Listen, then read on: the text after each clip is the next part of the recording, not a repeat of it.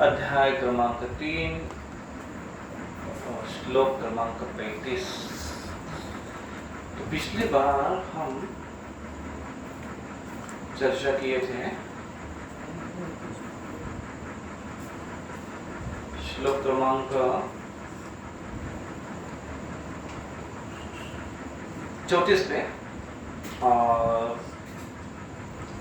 उसमें बताया गया था कि किस प्रकार से हमने हर एक व्यक्ति ने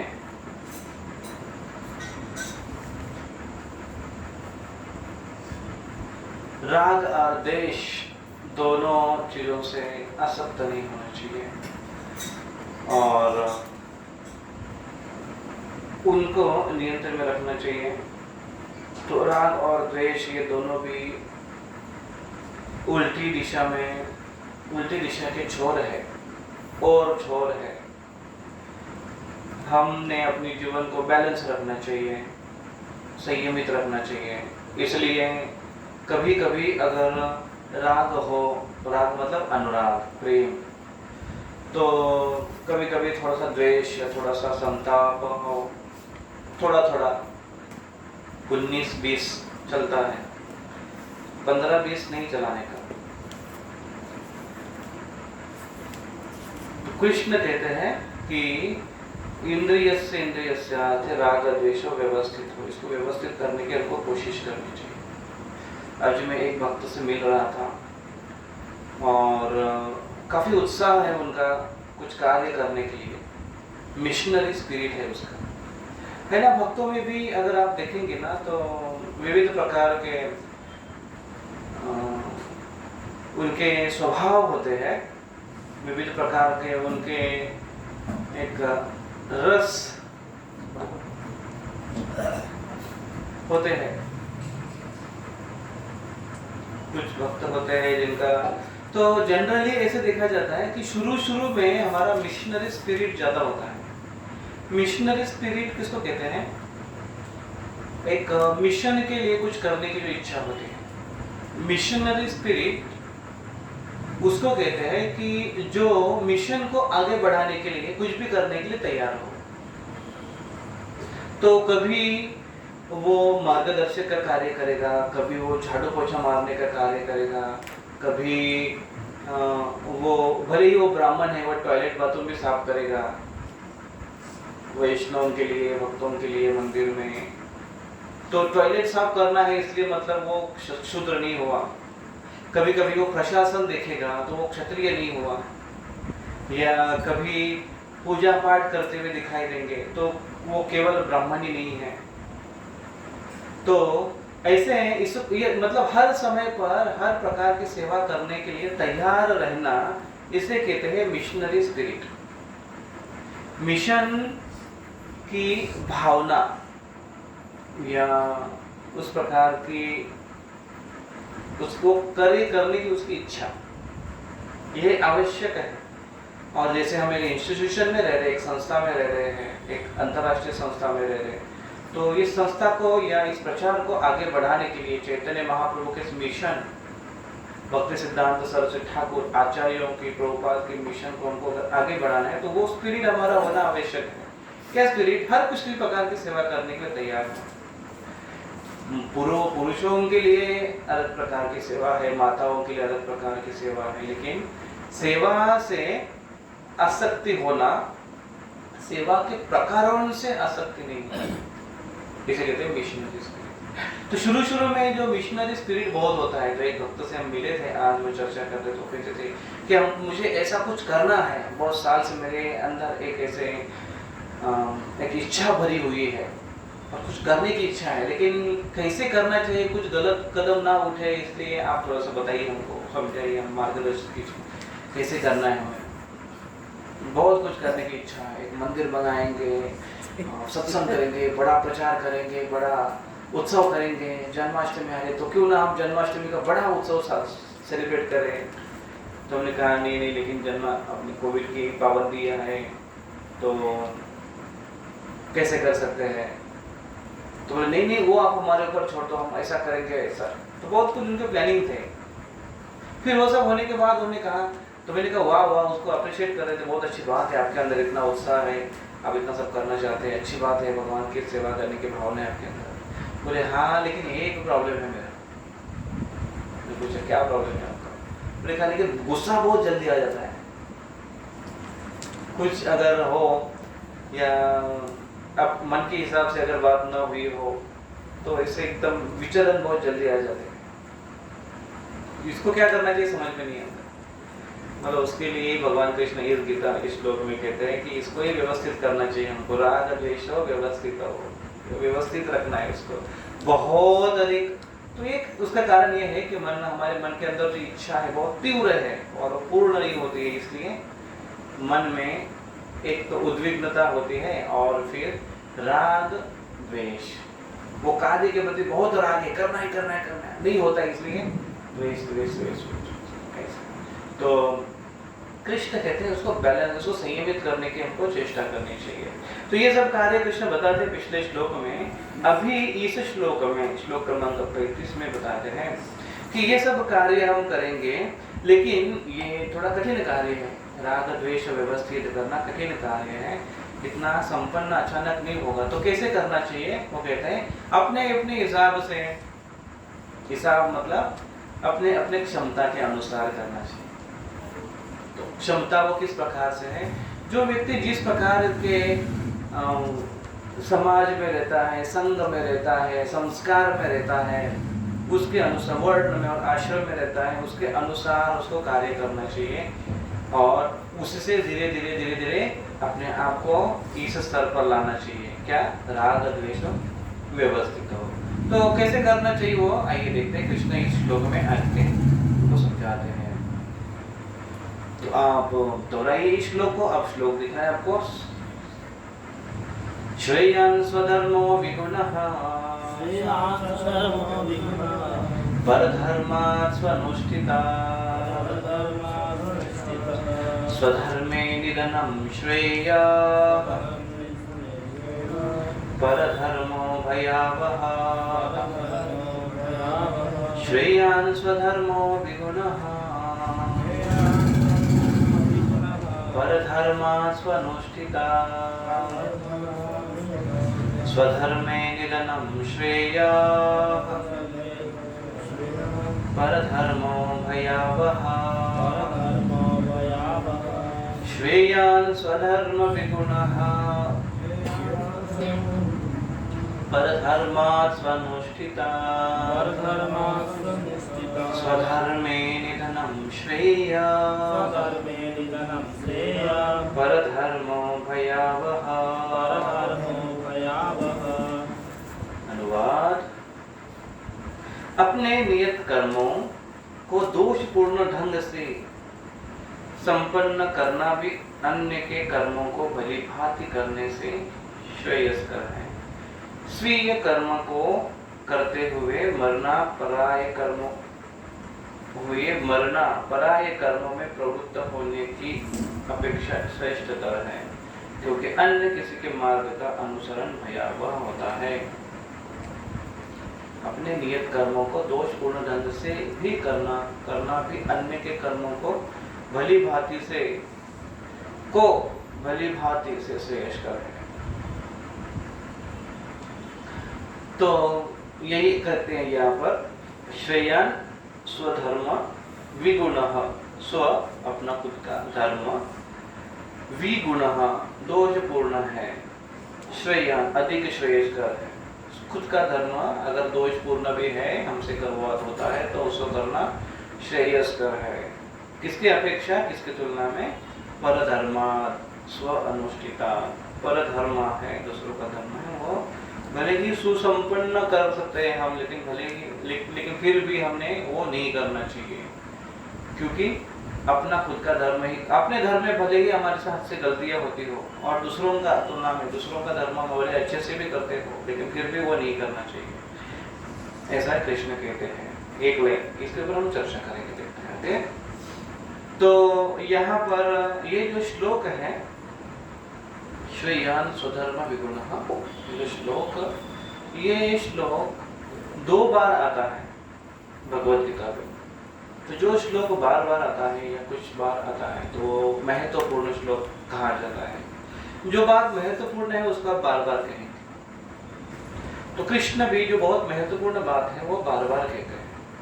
और यहाँ पर ये एक श्लोक है जो दो बार आता है श्रीमद् भागवतम में, और भी एक श्लोक है वो और एक बार आता है। हाँ, भक्ति शास्त्र में पूछूंगा आपको, आप पढ़ाई कर रहे हैं उसके ऊपर चर्चा हुई है। लेकिन ये एक श्लोक कहाँ पर आता है? 18वें अध्याय के 47वें श्लोक में और एक बार आता है ये श्लोक। श्रेयान् स्वधर्म विगुणः परधर्मात् स्वनुष्ठितः स्वभाव नियतम कर्म कुर्वन् आपनोति किल्बिषम्। ऐसा है। तो लास्ट के दो लाइन्स जो है ना वो अलग है। पहली जो लाइन है वो दोनों श्लोकों में सेम है, श्रेयान् स्वधर्म विगुणः परधर्मात् स्वनुष्ठितः। ये दो लाइन सेम है, लेकिन निचली जो दो लाइन है, स्वभाव नियतम कर्म कुर्वन् आपनोति किल्बिषम्। स्वभाव के अनुसार नियत कर्म करना चाहिए। कुर्वन्, अगर वो व्यक्ति नहीं, कुर्वन् आपनोति, स्वभाव के अनुसार अगर कर्म नहीं करता है, अन्य कार्य करता है, कुर्वन् आपनोति क्या होता है? किल्बिषम्। किल्बिष कहता है उसको पाप कल्मश से वो व्यक्ति जड़ जाता है, मतलब कल्मश उसमें आ जाते हैं। तो कृष्ण क्या कहते हैं कि खुद के धर्म के बारे में विशेष जोर देते हैं कृष्ण। अपना खुद का धर्म हमको करना चाहिए। अभी खुद का धर्म हमको करना है, सबसे पहले हमको समझना चाहिए कि हमारा खुद का धर्म क्या है। कैसे पता चले हमारा धर्म कौन सा है? हम हिंदू है, हम मुसलमान है, हम क्रिश्चियन है, हम यहूदी है, हम सिख है, हम क्या है, तो हम वैष्णव है। हम जगन्नाथपुरी मंदिर में जाते हैं तो पूछते हैं आपको कौन सा गोत्र है, और हमारे भक्तगण कहते हैं वैष्णव गोत्र है हमारा, वैष्णव गोत्र। बहुत बार तो याद ही नहीं होता है गोत्र क्या। आज तक तो कभी कोई स्कूल में पूछा नहीं गोत्र। स्कूल में तो कोई ऐसे ही नाम बोलते हैं, और ऑफिस में हम जाते हैं तो हमारा नाम तो हमने और शॉर्टकट कर दिया है, DK Singh, AK Patil, RK Chopra, ऐसे हम अपने नाम बनाते हैं। तो कैसे हमको पता चले कि हमारा धर्म कौन सा है? हमारे एक भक्त, देखिए धर्म कैसे छुपता नहीं है। पाश्चिमात्य देश में खासकर जहाँ पर कम्युनिस्ट है वहाँ पर वैष्णव तत्व ज्ञान का प्रचार ये करने नहीं देते हैं। यहाँ तक कि वैष्णव ड्रेस में, सैफरन में भी वहाँ पर अलाउ नहीं है। बहुत इंक्वायरी करते हो लोग, क्यों जा रहे हैं, धर्म परिवर्तन, धर्म का प्रचार करने के लिए जा रहे हैं कि क्या कर रहे हैं ऐसे। तो हमारे एक भक्त, हमारे मंदिर के, मुंबई मंदिर के एक भक्त ब्रह्मचारी, बहुत सीनियर ब्रह्मचारी, वो प्रचार के लिए जा रहे थे। एयरपोर्ट पर गए, लेकिन वो धोती कुर्ता नहीं पहनते हुए पैंट शर्ट पहनते, हाँ पैंट शर्ट पहन के थे, लेकिन PSB पैंट शर्ट ब्रह्मचारी। तो उनकी चेक हुई, पूरी चेक किया उनको सब कुछ, तो उनको लगा कि हाँ ठीक है। वहाँ के जो कुछ लोग हैं उनको भी पता था हरे कृष्ण, जो चेक करने के लोग बैठे थे उनको पता था हरे कृष्ण क्या होता है। तो उनको डाउट आया कि ये हरे कृष्ण लग रहा है, क्योंकि काफ़ी बार ऐसे होता है ना, हमारा तिलक भले ही मिट जाए लेकिन तिलक का जो मार्क होता है ना वो दिखता है, और उसकी चाल चलन, बाल की स्टाइल, हेयर स्टाइल, शिखा, भले टोपी पहनी हो, समझ में आता है। वो लोग थोड़े समझ चुके थे ऐसे। तो ये भक्त चेक, और ये चेक सब कुछ हुआ, उनको परफेक्ट था। उनको बोला ठीक है जाओ, उनको पासपोर्ट दे दिया और आगे निकल गए। तो थोड़ा दूर चले गए, वो गेट से आगे ऐसे भी आगे चले गए, हॉल तक अगर चले गए, तो इतने में वो जो ऑफिसर थे उन्होंने जोर से आवाज दिया, हरे कृष्णा। ऐसा आवाज है, ए हरे कृष्णा। तो जैसे ही एयरपोर्ट पर हरे कृष्णा आवाज है, तुरंत वो भक्त पीछे मुड़कर देखे, तो वो व्यक्ति बराबर पकड़ लिया, क्योंकि उनको पकड़ने में कुछ मिला नहीं था। एक चीज उन्होंने डाउट्स के साथ क्योंकि हरे कृष्णा, तो जैसे ही हरे कृष्णा बोला, हरे कृष्णा ने आवाज दिया, उधर पीछे मुड़ के देखा, उनको बोला इधर। उनका एक जन सिपाही लेकर आए, बुलाया आ जाओ। तो उन्होंने कहा आप हरे कृष्णा होना, छुपा लेके नहीं, हम आपको कुछ नहीं करेंगे लेकिन हम हरे कृष्णा है ना। तो वो डिवोटी हंसने लगे, बोले हाँ है, लेकिन आपको कैसे पता चला? वो बोले देखो आपने कितना भी कुछ छुपा के रखा होगा ना, लेकिन आपने जो अंदर जो अपने कोपिंग पहनी ना, कोपिंग, उसकी एक रस्सी पैंट के नीचे निकली हुई है, पीछे से निकली हुई है, देखो। आपको से कुछ अगर कोपिंग क्या होता है वो अगर जानेंगे तो आपको समझ में आएगा। ये coping by the way underwear होती है, जो साधु अंडरवेयर नहीं परचेस करते, वो दो कपड़ा लेते हैं, वो एक कपड़े में दूसरा कपड़ा अटकाते हैं, उसको बांधते ही हो गया कोपिंग, बहुत सिंपल। तो वो थोड़ी सी बाहर निकली। भले ही कितना भी छुपाने की कोशिश करें हम, अपना सही धर्म छुपता नहीं है, स्वधर्म। तो हमको ये जानना आवश्यक है कि हमारा स्वधर्म क्या है, तभी हम ये खोज कर निकालेंगे कि उसका पालन कैसे करें हम, उसका पालन करने से हमको क्या लाभ हो।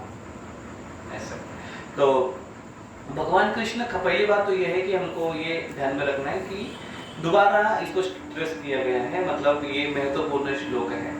दूसरा भगवत गीता में और श्लोक आता है जो 2 बार कहा गया है, मैंने आपको समय भी दिया उसके बारे में सोचने के लिए।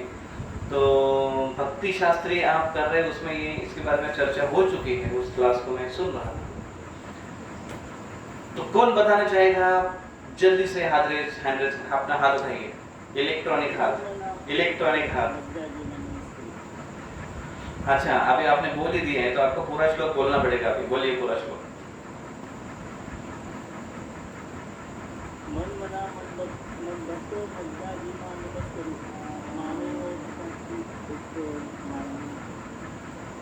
बराबर है, थोड़ा सा आगे रहेंगे।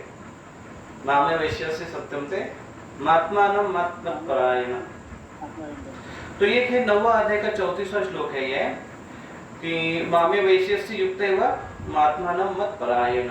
कृष्ण कहते हैं मन मना भव मत भक्तो, मन मना, मन में लगाओ, मत भक्तो मेरा भक्त बनो, मध्य आजी मेरे आजी, आजी मतलब आजी हमारे आजी भाई नहीं, आजी मतलब अर्चना करना, अर्चना डीटी वसीफिक, मध्य आजी माम नमस्कुरु, मुझे नमस्कार करो। तो ये कृष्ण ये कहते हैं कि मेरी भक्ति के ये अंग है, इसको आप करो, ये करने से आपको बहुत लाभ होगा, ऐसा कृष्ण भगवद गीता में कहते हैं। तो एक जगह पर ये कहते हैं और आगे चलकर 18वें अध्याय में फिर से ये श्लोक दोहराते हैं, सेम 18वें अध्याय का 65वां श्लोक। तो पहला जो श्लोक है 9.34 है और दूसरा है 18.65। तो उसमें कहते हैं मन मना भव मत भक्तो मध्याजिमाम नमस्कुरु, ये लाइन सेम है। आगे कहते हैं मामे वैश्यस्य सत्यम ते प्रतिजानो प्रियोसि में, मामे व एसएससी सत्यम ते, मैं वादा करता हूँ, आगे बोलते हैं ऐसा करो, पहले बोला था उन्होंने ऐसे करो, अभी क्या बोलते हैं लास्ट में लाइन में, मामे वैश्यस्य सत्यम ते, मैं सत्य बोल रहा हूँ, आप क्या होगा प्रतिजाने प्रियोसि में, आप मेरे बहुत प्रिय हो जाओगे और मेरे पास आ जाओगे वापस, ऐसा मैं वचन देता हूँ, कृष्ण कहते हैं इस श्लोक में। तो ये श्लोक बहुत, और ये श्लोक मन बना भव मत भक्तो, ये श्लोक है श्रीमद् भागवतम में भी आता है। तो बहुत महत्वपूर्ण ये कुछ श्लोक ऐसे हैं कि जो कृष्ण दोहराते हैं, सबको इसको ध्यान में रखना चाहिए। तो भगवद गीता में कुछ ऐसे महत्वपूर्ण श्लोक हैं कि जो दोबारा आते हैं, कुछ ऐसे श्लोक है जो जैसे चतुश्लोकी भगवद गीता का जो सारांश है, जैसे भागवतम का सारांश है चतुश्लोकी भागवतम, जो ब्रह्मा जी लिखे हैं, तीसरे स्कंद में लिखा हमने, तीसरे स्कंद में, दूसरे स्कंद में, दूसरे स्कंद में आई थिंक 9वां अध्याय या 10वां अध्याय कुछ। तो चतुश्लोकी भागवतम है। फिर वैसे चतुश्लोकी भगवद गीता भी है, जो कि गीता के विशेष महत्वपूर्ण श्लोक है। कृष्ण भगवद गीता का एक हार्ट बता रहे हैं। तो ये कौन सा श्लोक है?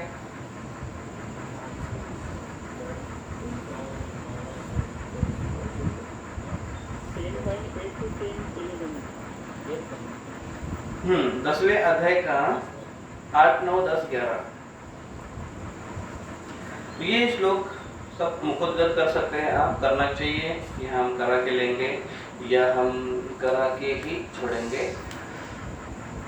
आप भी ऐसे बोल सकते हैं हम करके ही छोड़ेंगे इस श्लोकों को। अहम सर्वस्य प्रभो मत्ता सर्वं प्रवर्तते, ये श्लोक है। मच्चिता मद्गता प्राणापूरयन्त परस्परं तेषां सततयुक्तानां भजतां भक्तिपूर्वकं तेषां एवानुकंपा। बहुत महत्वपूर्ण श्लोक है ये, इस श्लोक को मुखोद्गत करना चाहिए। कितने भक्त जानते हैं श्लोक? तेषां एवानुकंपार्थं अहम अज्ञानजं तम नाशयामि आत्मभावस्थं। ज्ञान दीपेन भास्वता। कृष्ण कहते हैं मैं आपके अंदर का अंधकार नष्ट कर दूंगा। कैसे नष्ट कर दूंगा? ज्ञान दीपेन, ज्ञान का दीप लगाकर। लेकिन किसका, किसके अंदर? तेषाम एवा अनुकंपार्थम अहम अज्ञानजन्तुम। उन लोगों के ऊपर विशेष कृपा कृष्ण अनुकंपार्थम, जो उनके ऊपर कृपा करेंगे। जो पहले के जो 3 श्लोक है, मच्चिता मद्गत प्राणबोधयन्त परस्परम आम सर्वस्व प्रभावा तेषाम सततयुक्ताम भजताम प्रीतिपूर्वकम, ये बहुत महत्वपूर्ण श्लोक है। किसको बुद्धि देते हैं? कृष्ण। हमको अभी तक कृष्ण बुद्धि देते हैं, हम इसका इस्तेमाल नहीं करते ठीक से, लेकिन जो तेषाम सततयुक्तानाम भजताम प्रीतिपूर्वकम, ये बता रहे कृष्ण। तो ऐसे कुछ लोग हैं। फिर कुछ लोग ऐसे हैं जो जिसमें एक एक शब्द बहुत बार रिपीट हुआ है। ब्रह्म ब्रह्म ब्रह्मार्पणम, ब्रह्म हवि, ब्रह्म कर्म समावृतम, ऐसे कुछ लोग आते हैं। हम इसके ऊपर कभी कुछ ऐसे ये लेंगे उसका जो महत्वपूर्ण भगवद गीता की या अध्याय वाइज उसका कभी ये लेंगे। तो ये कह रहे थे हम लोग कि बहुत महत्वपूर्ण ये श्लोक है, इसलिए कृष्ण दोहराते हैं दोबारा। तो ये स्वधर्म के अनुसार पालन करना आवश्यक है, ऐसे कृष्ण कहते हैं। अभी क्या है ये स्वधर्म? किसको कहते हैं स्वधर्म? श्रेयान क्या है? हम इसके ऊपर 1 by 1 चर्चा करेंगे। तो कृष्ण कहते हैं यहाँ पर ये जो श्रेयान जो पूछते हैं अर्जुन जो पूछ रहे हैं कि पहले जो पूछ रहे थे श्रेयान स्वधर्म विगुण, सॉरी, न च श्रेय अनु पश्यामि हत्वा स्वजनम आहवे न च कांक्षे विजयम कृष्ण न च राज्यम सुखानि च। कृष्ण के अर्जुन कह रहे थे कि भगवान मुझे कुछ श्रेय नहीं दिखाई दे रहा है यहाँ पर। किसमें? हत्वा स्वजनम आहवे, जो अपनों को मारकर मुझे कुछ श्रेय नहीं दिखाई दे रहा है। मैं अपनों को मारकर राज्य सुखानि च, क्या मैं विजय प्राप्त करूं और राज्य प्राप्त करूं? मुझे कुछ श्रेय नहीं दिखाई दे रहा। ऐसे वो अर्जुन का प्रश्न था। और फिर आगे के श्लोक में वो भी दूसरे अध्याय में, तीसरे अध्याय में और एक बार ऐसे वो क्वेश्चन करते हैं, व्यामिश्रेणेव वाक्येन बुद्धि मोहयसीव में तदेकं वद निश्चित येन श्रेयो अहम अपनुयान। कहते हैं वो कि श्रेय मुझे क्या है बताइए, समझ में नहीं आ रहे, आप ठीक ठीक मुझे बताइए। आप 2 अर्थ वाले बात मत कीजिए। व्यामिश्रेणेव वाक्येन, व्यामिश्रेण करते हैं 2 शब्द, 2 अर्थों वाले शब्द। इससे बुद्धि मोहयसीव में, मेरी बुद्धि मोहित हो रही। तदेकम वद निश्चित, तदेकम इसलिए वद बताओ, आप बत बोलो, निश्चित कर कर मुझे बताओ। ये न श्रेयो अहम आपनुयान, श्रेय मेरे लिए श्रेयस्कर क्या है ये मुझे आप बताइए। तो इसलिए कृष्णा भी कहते हैं आपके लिए श्रेयस्कर क्या है, आपके लिए ये श्रेयस्कर है। देखिए यहाँ पर श्रेयस्कर, श्रेयान सदरो, तो श्रेयान, श्रेय का अर्थ क्या है? श्रेय का अर्थ है कल्याण, श्रेष्ठ, यश अर्थ है इसका। तो ऐसा मुझे बताइए कि जिससे मेरा कल्याण हो। कृष्ण अर्जुन ने पूछा था जो श्रेष्ठ है और जिससे मेरा यश बढ़े।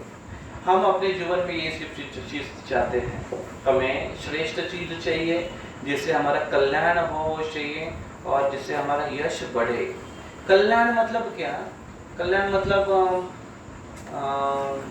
कल्याण मतलब इधरपुरी के बाद जो आता है, खाना के पहले आता है, वो कल्याण है। कल्याण मतलब वो है कि जिससे हमें कुछ लाभ मिले। मतलब ये लाभ है जो धन के रूप में आप इसको देख सकते हैं, धन के रूप में हो गए ये कल्याण।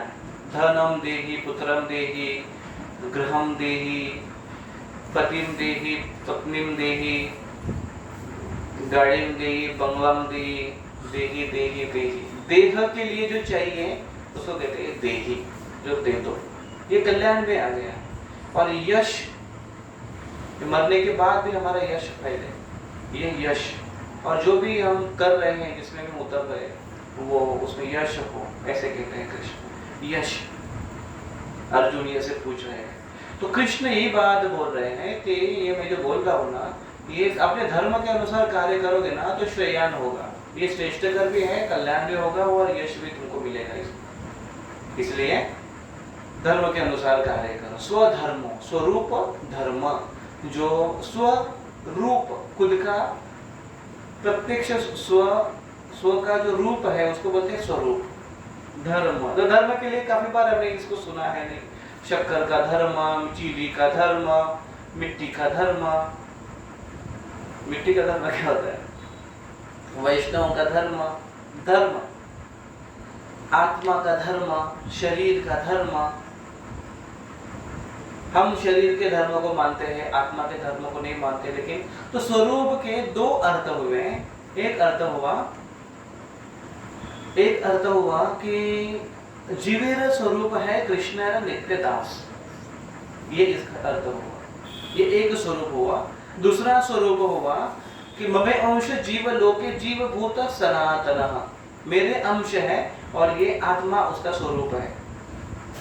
आप आत्मा हो, ये आपकी सही पहचान है, ये है स्वरूप। एक अर्थ हुआ ये आत्मा की सही पहचान, आत्मा का स्वरूप। दूसरा आत्मा का कार्य स्वरूप। कार्य स्वरूप क्या है आत्मा का? कार्य स्वरूप है, जीवेर स्वरूप है कृष्ण नित्य दास। कृष्ण का नित्य दास होना ये सही, ये वास्तविक आत्मा का स्वरूप है। इसके अलावा एक स्वरूप है और वो स्वरूप है हमारे वर्ण स्वरूप और आश्रम स्वरूप, जो हमारे शरीर से संबंधित है। तो अगर हम वर्ण और आश्रम के स्वरूप को अगर अच्छे से पालन करें तो आत्म स्वरूप को पालन करना आसान हो जाएगा। और आत्म स्वरूप के बारे में, ये हम शरीर नहीं आत्मा है, इसको जान पाएंगे ठीक से। तो अगर हम शरीर नहीं आत्मा है ये ठीक से जानेंगे तो हम भगवान के सेवक है, ऐसे हमारा जो सही धर्म है उसको हम पालन करेंगे या उसके अनुसार हम कार्य करेंगे। और हम भगवान के सेवक हैं तो सेवा के लिए हमें जो शरीर मिला है, जो उपयोगी है, वो शरीर के धर्म के अनुसार भी हम सही प्रकार से कार्य करेंगे।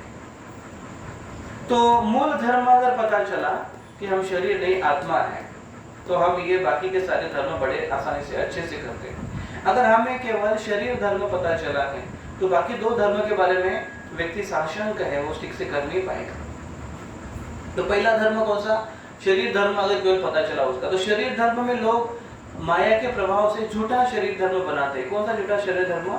ये शरीर किसी का पति है, ये शरीर किसी का पुत्र है, ये शरीर किसी की पुत्री, किसी की माता, किसी की पत्नी, गृहिणी, गृहस्थ है। ये उसकी एक शारीरिक स्तर पर पहचान। फिर इस शरीर की पहचान है कि हम ब्राह्मण, क्षत्रिय, वैश्य और शूद्र इस वर्ण में हैं और हम ब्रह्मचारी, गृहस्थ, वानप्रस्थ, सन्यासी इस आश्रम में हैं। ये भी शरीर की पहचान है। प्रभुपाद जी तात्पर्य में इसमें मुख्यत्वे ऐसे लिखते हैं कि व्यक्ति ने अपने धर्म के अनुसार वर्ण और आश्रम के अनुसार कार्य करना चाहिए और एक ही दम, एक ही साथ में छलांग नहीं लगाना चाहिए, लेकिन धीरे धीरे धीरे धीरे उच्चस्थ वो मार्गक्रमण करना चाहिए, ऐसे कहते हैं प्रभुपाद जी कहते हैं। लेकिन प्रभुपाद जी कहते हैं लेकिन व्यक्ति ने उसी स्तर पर अपने आप को बनाए नहीं रखना चाहिए, उसी को धीरे धीरे आगे बढ़ाते हुए या उसी धर्म को पालन करते हुए व्यक्ति ने भगवान कृष्ण की सेवा करनी चाहिए।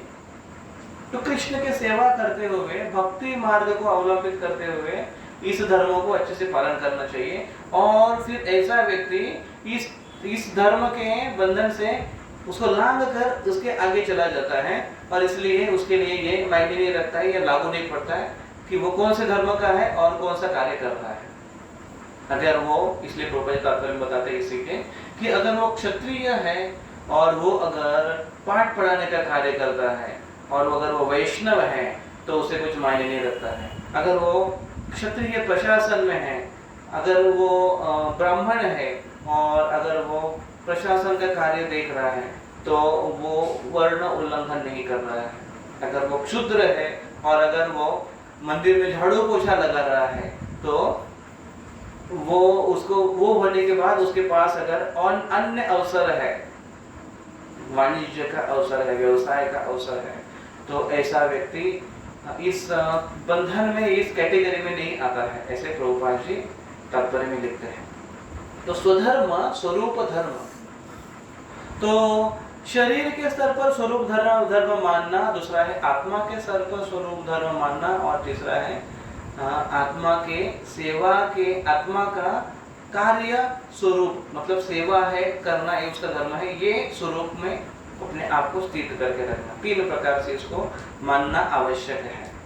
अभी कृष्ण यहाँ पर जिस कनेक्शन में बोल रहे हैं वो वर्ण और आश्रम के कनेक्शन में बोल रहे हैं कि उसके अनुसार अपना कर्म करना चाहिए, वर्ण और आश्रम के अनुसार। तो हर एक वर्ण और आश्रम का क्या कर्तव्य है वो कृष्ण 18वें अध्याय में बताते हैं। चलते हैं 18वें अध्याय में, देखते हैं 18वां अध्याय श्लोक क्रमांक 41। कौन पढ़ेगा ये श्लोक?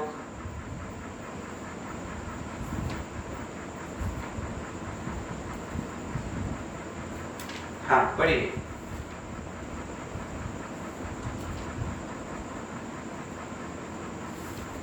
(18.41)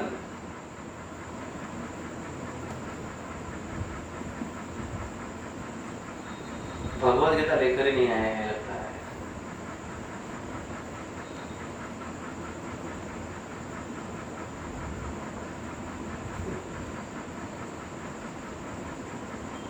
जानकी पढ़ो।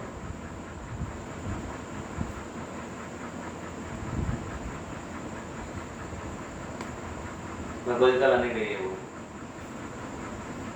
किसके पास है? कोरे का वो गीता है, पढ़ो।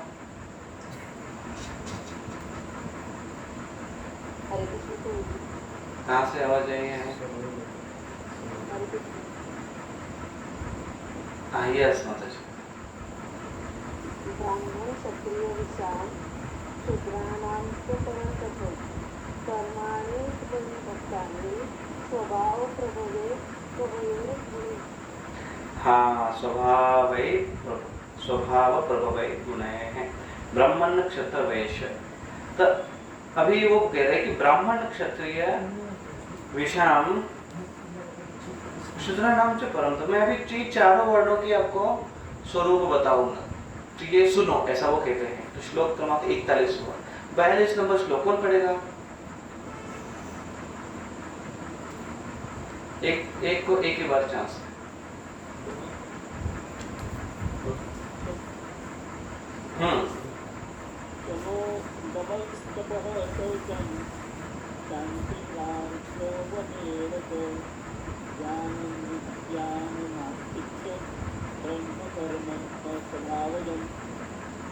बहुत खूब, बहुत खूब, बहुत खूब। क्या कहते हैं? ब्राह्मणों के 9 गुण यहाँ पर बताए गए हैं। कौन से 9 गुण बताए गए हैं? शम मतलब क्या? शांति प्रियता, या जिसको कहते हैं संयम, आत्मसंयम। दम, यहाँ पर भाषांतर में शांति प्रियता लिखा है और दम को लिखा है आत्मसंयम।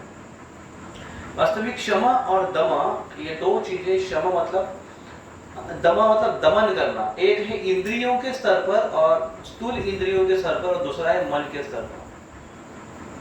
क्षमा जो मन की एकाग्रता, इसलिए मन की इसे शांति कहा है। मन की एकाग्रता वो बढ़ाएगा, और मन को नियंत्रित करना एक हुआ, और दूसरा है इंद्रिय संयम करना, स्थूल इंद्रिय संयम करना, ये एक हुआ। तो शम दम, और क्या है? तपस्या करता है वो, और क्या है? शौचम, शुचि, शुद्ध रहता है वो। शुद्ध मतलब साफ सुथरा रहता है वो। क्षांतिर आर्जवम एवच, शांति मतलब सहिष्णुता, दूसरों के प्रति सहिष्णुता की भावना। आर्जवम सत्यनिष्ठा, ज्ञानम विज्ञानम आस्तिक्यम, ज्ञान होता है, विज्ञान होता है, व्यवहारिक रूप से जानता है। आस्तिक्यम धार्मिकता, आस्तिकवादी होता है वो, नास्तिकवादी नहीं होता है, आस्तिक्यम होता है। ब्रह्म कर्म वो करता है, धार्मिक अनुष्ठान करता है। स्वभावजम, स्वभाव से उत्पन्न, स्वाभाविक। तो ये किसके हैं? ब्राह्मणों के बता दे। कितने हुए? दम, शम, दम, तप, शौचम, शांति, आर्जवम, ज्ञानम, विज्ञानम, आस्तिक्यम, ज्ञानम, विज्ञानम, आस्तिक्यम, ब्रह्म कर्म, स्वभावजम। 9 हो गए। ब्रह्म कर्म तो ज्ञानम, विज्ञानम एक, विज्ञान तथा धार्मिकता, शांति प्रियता, आत्मसंयम, तपस्या, पवित्रता, सहिष्णुता, सत्यनिष्ठा, ज्ञान, विज्ञान तथा धार्मिकता। 9। तो ये 9 गुण हुए, स्वभाव धर्म हुए ब्राह्मण के। अभी देखते हैं क्षत्रिय के 43वां श्लोक। ये कौन पढ़ेगा?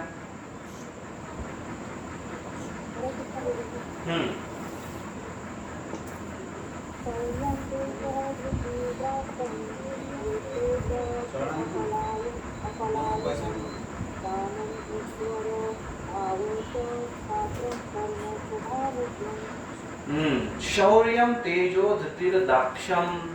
शौर्य होता है उसके पास। अभी ये कौन है? क्षत्रियों के बारे में बताया जा रहा है। क्या होता है? शौर्यम, तेज, शक्ति होती है उसके अंदर। धृति, संकल्प या धैर्य। धृतिर, दाक्ष, दक्षता होती है। युद्धे च अपलायनम, युद्ध से भागता नहीं है वो, युद्ध से अपलायनम। दानम, ईश्वर भावस्य, दान देने की भावना होती है उसके अंदर, या उदारता होता है होती है। और ईश्वर भावनम, ईश्वर भाव। ईश्वर भाव मतलब क्या होता है? ईश्वर भाव मतलब नियंत्रण करने की उसके अंदर कला होती है, नेतृत्व का सामर्थ्य होता है, नेतृत्व। और क्षात्रम, कर्म, स्वभावजम। क्षत्रिय का एक क्षत्रिय कर्तव्य है स्वभावजम, स्वभाव के अनुसार। कितने बताए हैं? शौर्यम, तेजो, धृतिर, दाक्ष, युद्धे च अपलायनम, दानम, ईश्वर भावस्य। कितने हो गए? 7 हो गए। तो 7 गुण, स्वभाव गुण किसके बताए हैं? स्वभावजम, क्षात्रम, क्षत्रिय के बताए गए हैं। और फिर बताते हैं, देखिए 44वें श्लोक में। ये श्लोक कौन पढ़ेगा?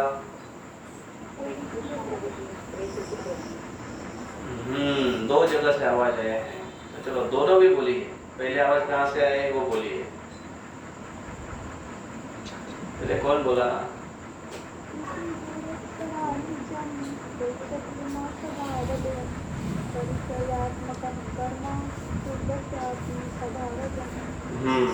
कृषि, गोरक्ष, वाणिज्यम। कृषि, कृषि क्या है? खेती, खेती करता है वो। अभी ये कौन आया है खेती करने वाला? किसान, व्यवसाय, व्यवसाय करने वाला व्यक्ति है। तो किसान ये व्यवसाय है। हाँ, बाय द वे, किसान ये बिजनेस है। किसान है, खेती करना ये बिजनेस है। बिजनेस में लॉस, नफा ये रहता है, खेती में भी ऐसे रहता है। और जो खेती करता है उसको अपने आप को ऐसा निम्न नहीं समझना चाहिए कि अरे हम तो केवल खेती करते हैं। कृषि, गोरक्ष, वाणिज्यम क्या करता है? देखिए, हाँ, कृषि खेती, गोरक्षा गाय की रक्षा, वाणिज्यम व्यवसाय, ये किसके हैं? वैश्य, कर्म, स्वभावजम। जो वैश्य होता है, जो वैश्य होता है ये 3 प्रकार से करता है। क्या? कृषि, गोरक्ष, वाणिज्य। खेती करता है, गोरक्षा करता है, व्यापार करता है। ये 3 प्रकार के कार्य वो करता है। इसको बोलते हैं वैश्य। और फिर कहते हैं परिचर्यात्मकम कर्म। परिचर्या, मुखम कर्म, शूद्रम, शूद्रस्यापि स्वभावजम। परिचर्या करता है वो। क्या परिचर्या करता है? वो सेवा करता है।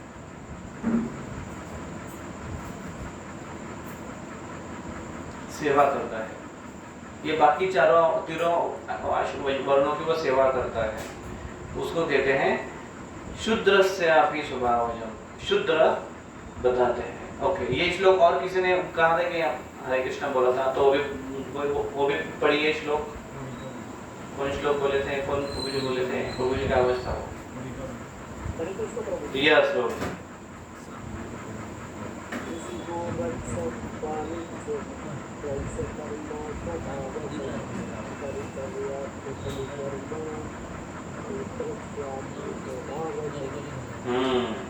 तो ये उसके स्वभाव के अनुसार, वर्ण के स्वभाव के अनुसार ये उनके कार्य होते हैं। तो अभी अर्जुन ये क्षत्रिय में आते हैं। ओके, तो क्षत्रियों में क्या है? शौर्यम तेजो धृतिर्दाक्ष युद्धे च अपलायनम दानम ईश्वर भावस्य क्षात्रम कर्म स्वभावजम। ये सारे जो बताए हैं यहाँ पर, इसमें से कौन सा है जो अर्जुन में अभी है लेकिन नहीं दिखाई दे रहा है, जो कृष्ण उनको कहना चाहते हैं? जल्दी से बोलिए।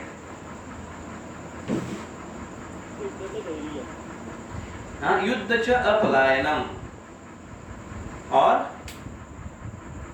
धृति दक्ष। धृति थी उनके पास, धैर्य था, दक्षता भी थी, तेज भी थी, शौर्य भी था, दानव भी था, ईश्वर भाव भी था, क्षत्र तो है ही वो। लेकिन एक प्रॉब्लम हो रहा है इतना होने के बाद, युद्धे च अपलायनम, युद्ध से पलायन करना चाहते हो कारण देकर, और कारण भी कौन सा? अच्छा कारण देकर पलायन करना चाहते हैं। और कृष्ण उनको यही बात बता रहे, अर्जुन भागो मत, क्योंकि स्वधर्म श्रेयान स्वधर्म विगुण, श्रेय तुम्हारे लिए श्रेयस्कर है कि तुम अपने धर्म के अनुसार कार्य करो। वैष्णवों को अपने धर्म के अनुसार कार्य करना चाहिए, और धर्म के अनुसार कार्य करेंगे तभी वो वैष्णव गिने जाएंगे। कुछ ऐसे हुए हैं, इसके पहले कुछ आपको उदाहरण याद आते हैं? ऐसे कुछ उदाहरण हुए हैं कि जिन्होंने अपने धर्म के अनुसार कार्य किया हुआ नहीं दिखाई दे रहा है। अभी जहाँ पर जिस प्रकार से हम ये जो श्लोक पढ़े हैं, 3 श्लोक 18वें अध्याय के, इसके अनुसार वो ब्राह्मण, क्षत्रिय, वैश्य, शूद्र इसमें होते हुए भी अपने धर्म के का पालन नहीं किया, दूसरे धर्म को उन्होंने अवलंबित किया, फिर समस्या निर्माण हो गई है उनको, या फिर उन्होंने उसमें हासिल की है। ऐसे कुछ आपको उदाहरण याद आते हैं शास्त्र के? यस, परशुराम ब्राह्मण थे लेकिन उन्होंने क्षत्रिय का कार्य किया, राइट? अपमान है, अपमान है, उसका बदला लेने के लिए उन्होंने ऐसा कार्य किया। सही बात है उनका। यस, तो क्षत्रिय थे लेकिन वो ब्राह्मण का कार्य किया और अंत में ब्राह्मण बन गए। Yes yes yes yes yes. तो ये एक प्रकार से हम देखते हैं ना कि ब्राह्मण थे फिर बाद में क्षत्रिय का कार्य किए, या क्षत्रिय थे बाद में ब्राह्मण का कार्य किए। लेकिन पहले अगर वास्तविक अगर आप देखेंगे तो ये पहले ये उनकी उपज है ना, वो उपज ही क्षत्रिय की थी लेकिन ब्राह्मण कुल में जन्मे थे, और इसलिए वो अपने मूल स्वभाव को रोक नहीं पाए और फिर उस प्रकार से हो गए। वो पूर्व की जो स्टोरी है उनके दादी जो है, माता नहीं लेकिन उसके पूर्व उनके इसमें कि जो उनके ऋषि, उनके पिता ऋषि ने चरु बोलते, उसको चरु बना के दिए थे दोनों के लिए, उनकी पत्नी के लिए और उनकी सास के लिए। तो उन्होंने जो चरु बनाए थे उसमें उन्होंने विशेष शक्ति प्रदान की थी, और अपने पत्नी को जो दिया वो चरु बनाकर उसमें ऐसे उन्होंने शक्ति दी थी कि इससे उत्पन्न होने वाला पुत्र है वो ब्राह्मण गुण संपन्न होगा, और दूसरे में जो कि सास को देना था क्योंकि वो क्षत्राणी थी इसलिए उनको क्षत्रिय पुत्र उत्पन्न होगा। लेकिन उन दोनों ने वो चेंज कर दिए, इसका सास का पुत्री ने खाया और पुत्री का सास ने खाया, तो इसलिए वो ऐसे हुआ। ऐसे पूर्व स्टोरी है भागवत में आती है, वो आपको पता होगी वो स्टोरी। तो वास्तविक उनका वैसे स्वरूप था, अभी अलग वर्ण में जन्म हुआ उनका, लेकिन फिर भी वो स्वरूप छिपा नहीं, वो वापस आ गए। जैसी परिस्थिति आ गई वो पालन भले ही कर रहे थे, क्षत्रिय कुल में जन्मे इसलिए सारी ट्रेनिंग सब कुछ ले लिया उन्होंने। विश्वामित्र का भी वैसे ही हुआ, सारी ट्रेनिंग उन्होंने परफेक्टली ले ली, लेकिन बाद में अपने सही स्वभाव को वो हासिल किए और फिर वो तकलीफ हुई उनको, लेकिन फिर उन्होंने किया वैसे। लेकिन अभी यहाँ पर एक ऐसे ऊपरी अगर ऐसे ही उदाहरण देखें परशुराम जी का, तो परशुराम जी ने ब्राह्मण होते हुए क्षत्रिय का कार्य किया, और क्षत्रिय का इतने सारे उनको सारे क्षत्रिय को मारने के बाद जब वो वापस आए तो ऐसे कहा जाता है कि उन्होंने 7 बड़े बड़े केवल मटके नहीं थे लेकिन बड़े बड़े कुंड थे, उनको खून से भरा हुआ था, खून की नदियां बह रही थी उनके इस पृथ्वी को निश्क्षत्रिय करते हुए, इतना बड़ा नरसंहार हुआ। तो फिर बाद में उन्होंने जब वो सब कार्य कर कर आए तो उन्होंने उनको ऋषियों ने कहा कि आपने जो कार्य किया है भले ही वो सराहनीय कार्य अच्छा है, आप भगवान के अवतार है, लेकिन फिर भी ब्राह्मण वर्ण में होते हुए आपने ये कार्य किया है तो ये वर्ण के अनुसार ये शोभा नहीं देता है, इसलिए आपके ऊपर पाप चढ़े हैं, आपको इस पाप को धोने के लिए तीर्थ स्थान में जाना चाहिए या तपस्या करना चाहिए, ऐसे उनको कहा। और फिर इसलिए परशुराम जी ने उस पापों को धोने के लिए उस प्रकार से कार्य किया। तो अपने वर्ण के अपने धर्म के अनुसार या उसके विरुद्ध या उसे हटकर अगर कार्य करने के लिए जाते हैं तो इस प्रकार से क्या होते हैं 18वें श्लोक के अनुसार, 18वें अध्याय के श्लोक के अनुसार कि किल विषय, उनको अपराध या ऐसे कर्म लगते हैं कि जो कर्म अच्छे नहीं हैं या पाप कर्म है, किलमश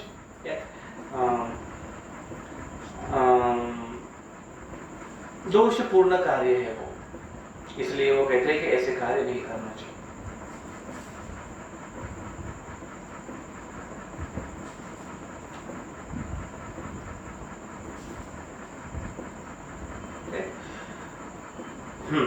तो श्रेयान स्वधर्म विगुणः परधर्मा स्वनुष्ठितात् स्वधर्मे निधनम श्रेयः परधर्मो भयावहः। तो ये कब तक पालन करना चाहिए ऐसे, भले ही उसमें वो कार्य दोषपूर्ण क्यों ना हो, उसमें भले ही दोष क्यों ना हो, अभी हम जो कार्य कर रहे हैं उस कार्य में दोष ही क्यों ना हो, अभी अगर वैष्णव के इसमें और कितना कहाँ तक दोष माफ है, कहाँ तक दोष माफ है, दोष माफ है स्वधर्मे निधनम श्रेयः, स्वधर्म का पालन करते करते भले ही दोष हो जाए, स्वधर्म का पालन करते करते भले ही कठिनाई हो जाए, कितनी कठिनाई हो जाए, स्वधर्म में निधनम, निधनम मतलब मृत्यु, अगर वो मर भी जाए वो करते करते तो ठीक है, वो क्या है श्रेय, वो श्रेय है। मतलब आपका अपना खुद का धर्म स्वधर्म पालन करते करते इतनी कठिनाई भी आए, इतनी कठिनाई आए कि हम मर भी जाए लेकिन फिर भी उससे कार्य को नहीं छोड़ना चाहिए। हाँ, भले कि दूसरे हाथ में अगर देखें कि दूसरे का कार्य हमारे लिए बड़ा आसान दिखाई देता है लेकिन फिर भी वो किसने कृष्ण कहते हैं उसको नहीं करना चाहिए, क्योंकि वो कल्मषयुक्त कार्य है। क्या है वो? परधर्मो भयावह, परधर्म है वो उससे भयानक है, परधर्म उससे भयानक है। एक मैं आपको पूछता हूँ, विष ज्यादा घातक है या विषय ज्यादा घातक है?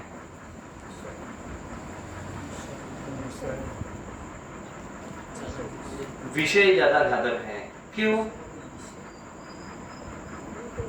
इसका इसलिए खाए तो मर गए, इसका है कि हमेशा उसका चिंतन करते तो जिंदगी में समस्या रहता है। हमारे प्रभु ने कहते हैं कि विष अगर कोई खाता है तो वो मर सकता है, लेकिन विषय को अगर करेगा तो जिंदगी भर वो विषय में आसक्त रहेगा। दूसरा एग्जाम्पल चिंता और चिंता। अच्छा, ओके, आप में से कोई कहना चाहेंगे विषय या विष ज्यादा घातक है हमारे लिए? विष तो वो एक ही बार करता है। पुजारी हमारे बोल रहे हैं विष एक बार मारता है लेकिन विषय बार बार मारता है, केवल इस जन्म में नहीं लेकिन अनेकों जन्मों में मारता है।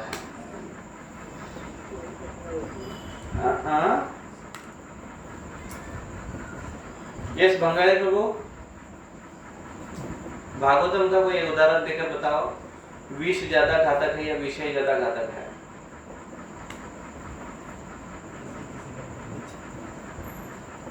मंगाड़े प्रभु है क्या?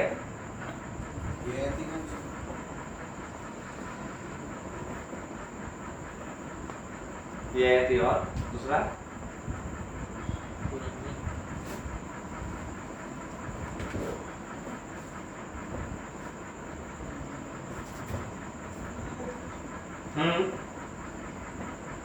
जैसे उस तो बाहरी है, लेकिन विषय जो है, विषय को जैसे आसक्ति में तो आसक्ति एग्जाम्पल भागवतम का या सीसी का। अजानन के ऐसे मतलब विषय का बिना पता नहीं चलना है, विषय उसको कोई आसक्ति ओके, कंपैरिजन में विश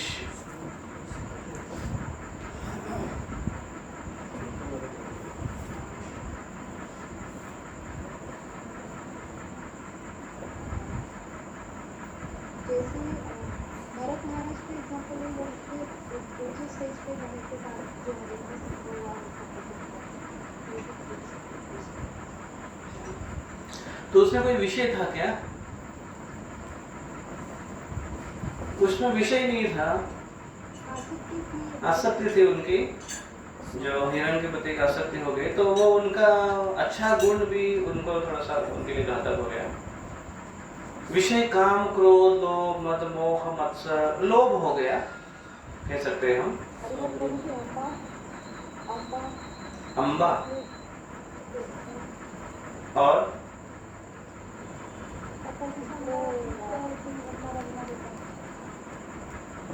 अम्बा का क्या?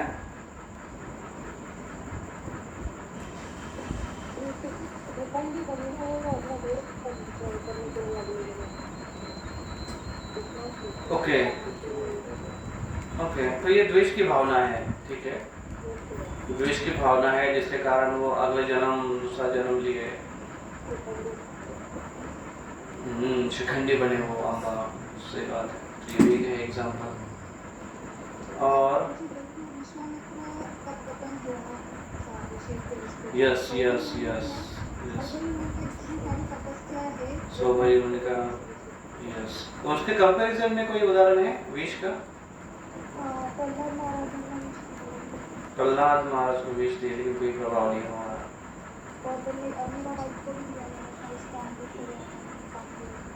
ओके,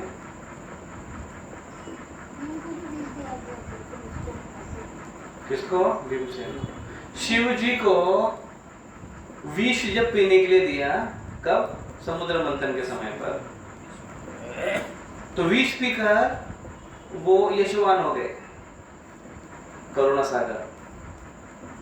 लेकिन जब वो मोहिनी मूर्ति के सामने आए और जब विषय के साथ संग हुआ, तो उनके सारे फॉलोअर्स देखने लगे, अरे ये हमारे गुरुजी कहाँ जा रहे हैं? अभी वो शिव जी क्योंकि भगवान के निस्सिम भक्त थे, इसलिए वो उन्होंने उसको भगवान की महिमा के लिए उन्होंने कहा कि अरे मुझे कौन विचलित कर सकता है, कोई कर सकता है तो भगवान है, मेरे भगवान कितने महान है, तो मुझे भी विचलित कर सकते हैं, ऐसे वो कहते हैं। लेकिन उस समय के लिए ये बड़ी ताज़ा खबर थी, आज के पन्ने की हेडलाइन थी सब जगह कि ऐसे कैसे हुआ, ऐसे कैसे हुआ, ऐसे कैसे हुआ, बड़ी न्यूज़ बन गई थी उस समय शिव जी के बाद। तो एक है कि विश उनको ग्लोरीफाई किए, लेकिन ये एक, और वो भी फुल्ली श्रीमद् भागवतम के पन्ने में पूरा रिकॉर्डेड है, सबके सामने ऐसे जोर जोर से बार बार चर्चा का विषय है ये, ऐसे ऐसी स्थिति। तो ऑफकोर्स भगवान है, भगवान सब जगह, शिव जी भगवान के भक्त है, सब जगह ग्लोरीफाई रहते हैं। तो कुछ ऐसे उदाहरण है शास्त्र में कि जो विषय उनके लिए घातक हो गए। एक उदाहरण आता है, राजा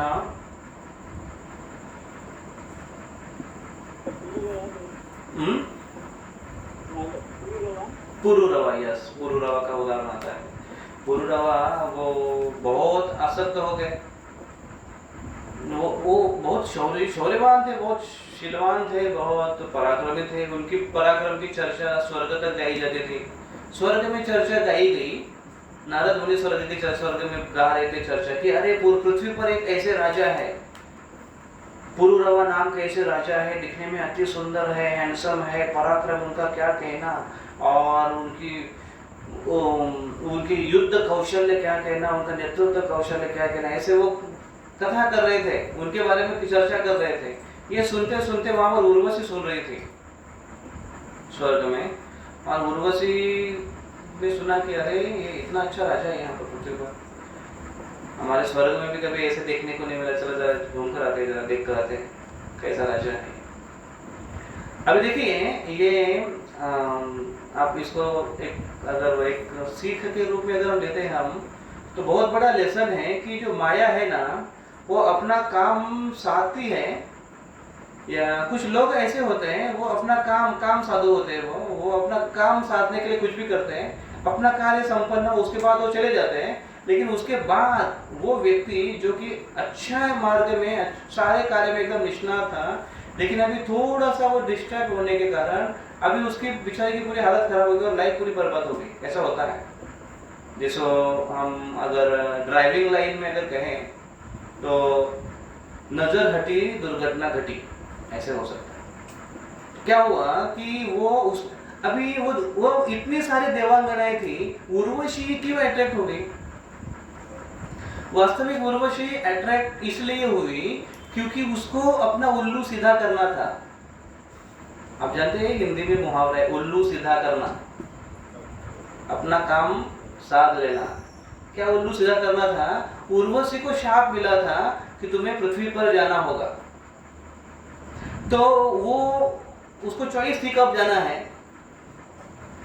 और उसको ये जब पता चला कि ये ऐसा इतना अच्छा राजा मिल गया अभी, तो नीचे भी जाएंगे तो क्या बेस्ट चाहिए उसको। और फिर वो नीचे जब आई पृथ्वी पर, जब पुरुरवा राजा विहार कर रहे थे और इतना सुंदर वो अपना वो सौंदर्य प्रकट करने लगे, अपना तेज फैलाने लगे कि वो बड़े आकर्षित हो गए उसके प्रति पुरुरवा राजा। और पूछने लगे अरे सुंदरी आप कौन हो, यहाँ क्यों विहार कर रही हो, कैसे आना।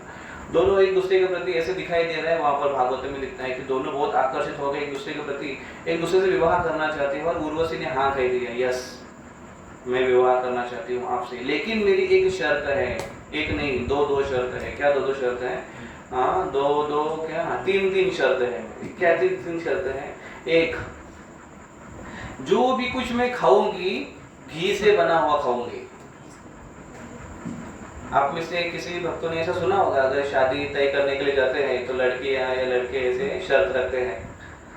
अगर समझो किसी कोई लड़की से शादी करने के लिए प्रपोजल दिया, लड़की ने कहा जो भी मैं घर में बनाकर खाऊंगी वो, लड़के ने कहा लड़के ने कहा बिना प्याज लहसुन का खाऊंगी। जो भी मैं कुछ गरम पेय बनाऊंगी वो बिना चाय कॉफी के, बिना चाय पत्ती के बनाऊंगी। आपको कॉफी पिलाऊंगी लेकिन बिना कॉफी पत्ती के पिलाऊंगी। ऐसा उनका ये रहता है, पहली कंडीशन रहती है ऐसे। तो उसने कहा घी में बना हुआ, घी में तला हुआ, और कौन सा घी? शुद्ध घी, गाय का घी। फिर तुम कभी भी मेरे सामने विवस्त्र कभी नहीं आओगे अन्य समय पर। और तीसरा कहा उनको, तीसरी बात तो ये थी कि ये जो मेरे मेमने हैं, 2 मेमनों को लिख रही थी वो। मेमने मतलब क्या बोलते हैं? मेमनों को क्या बोलते हैं? भेड़ बोलते ना, भेड़।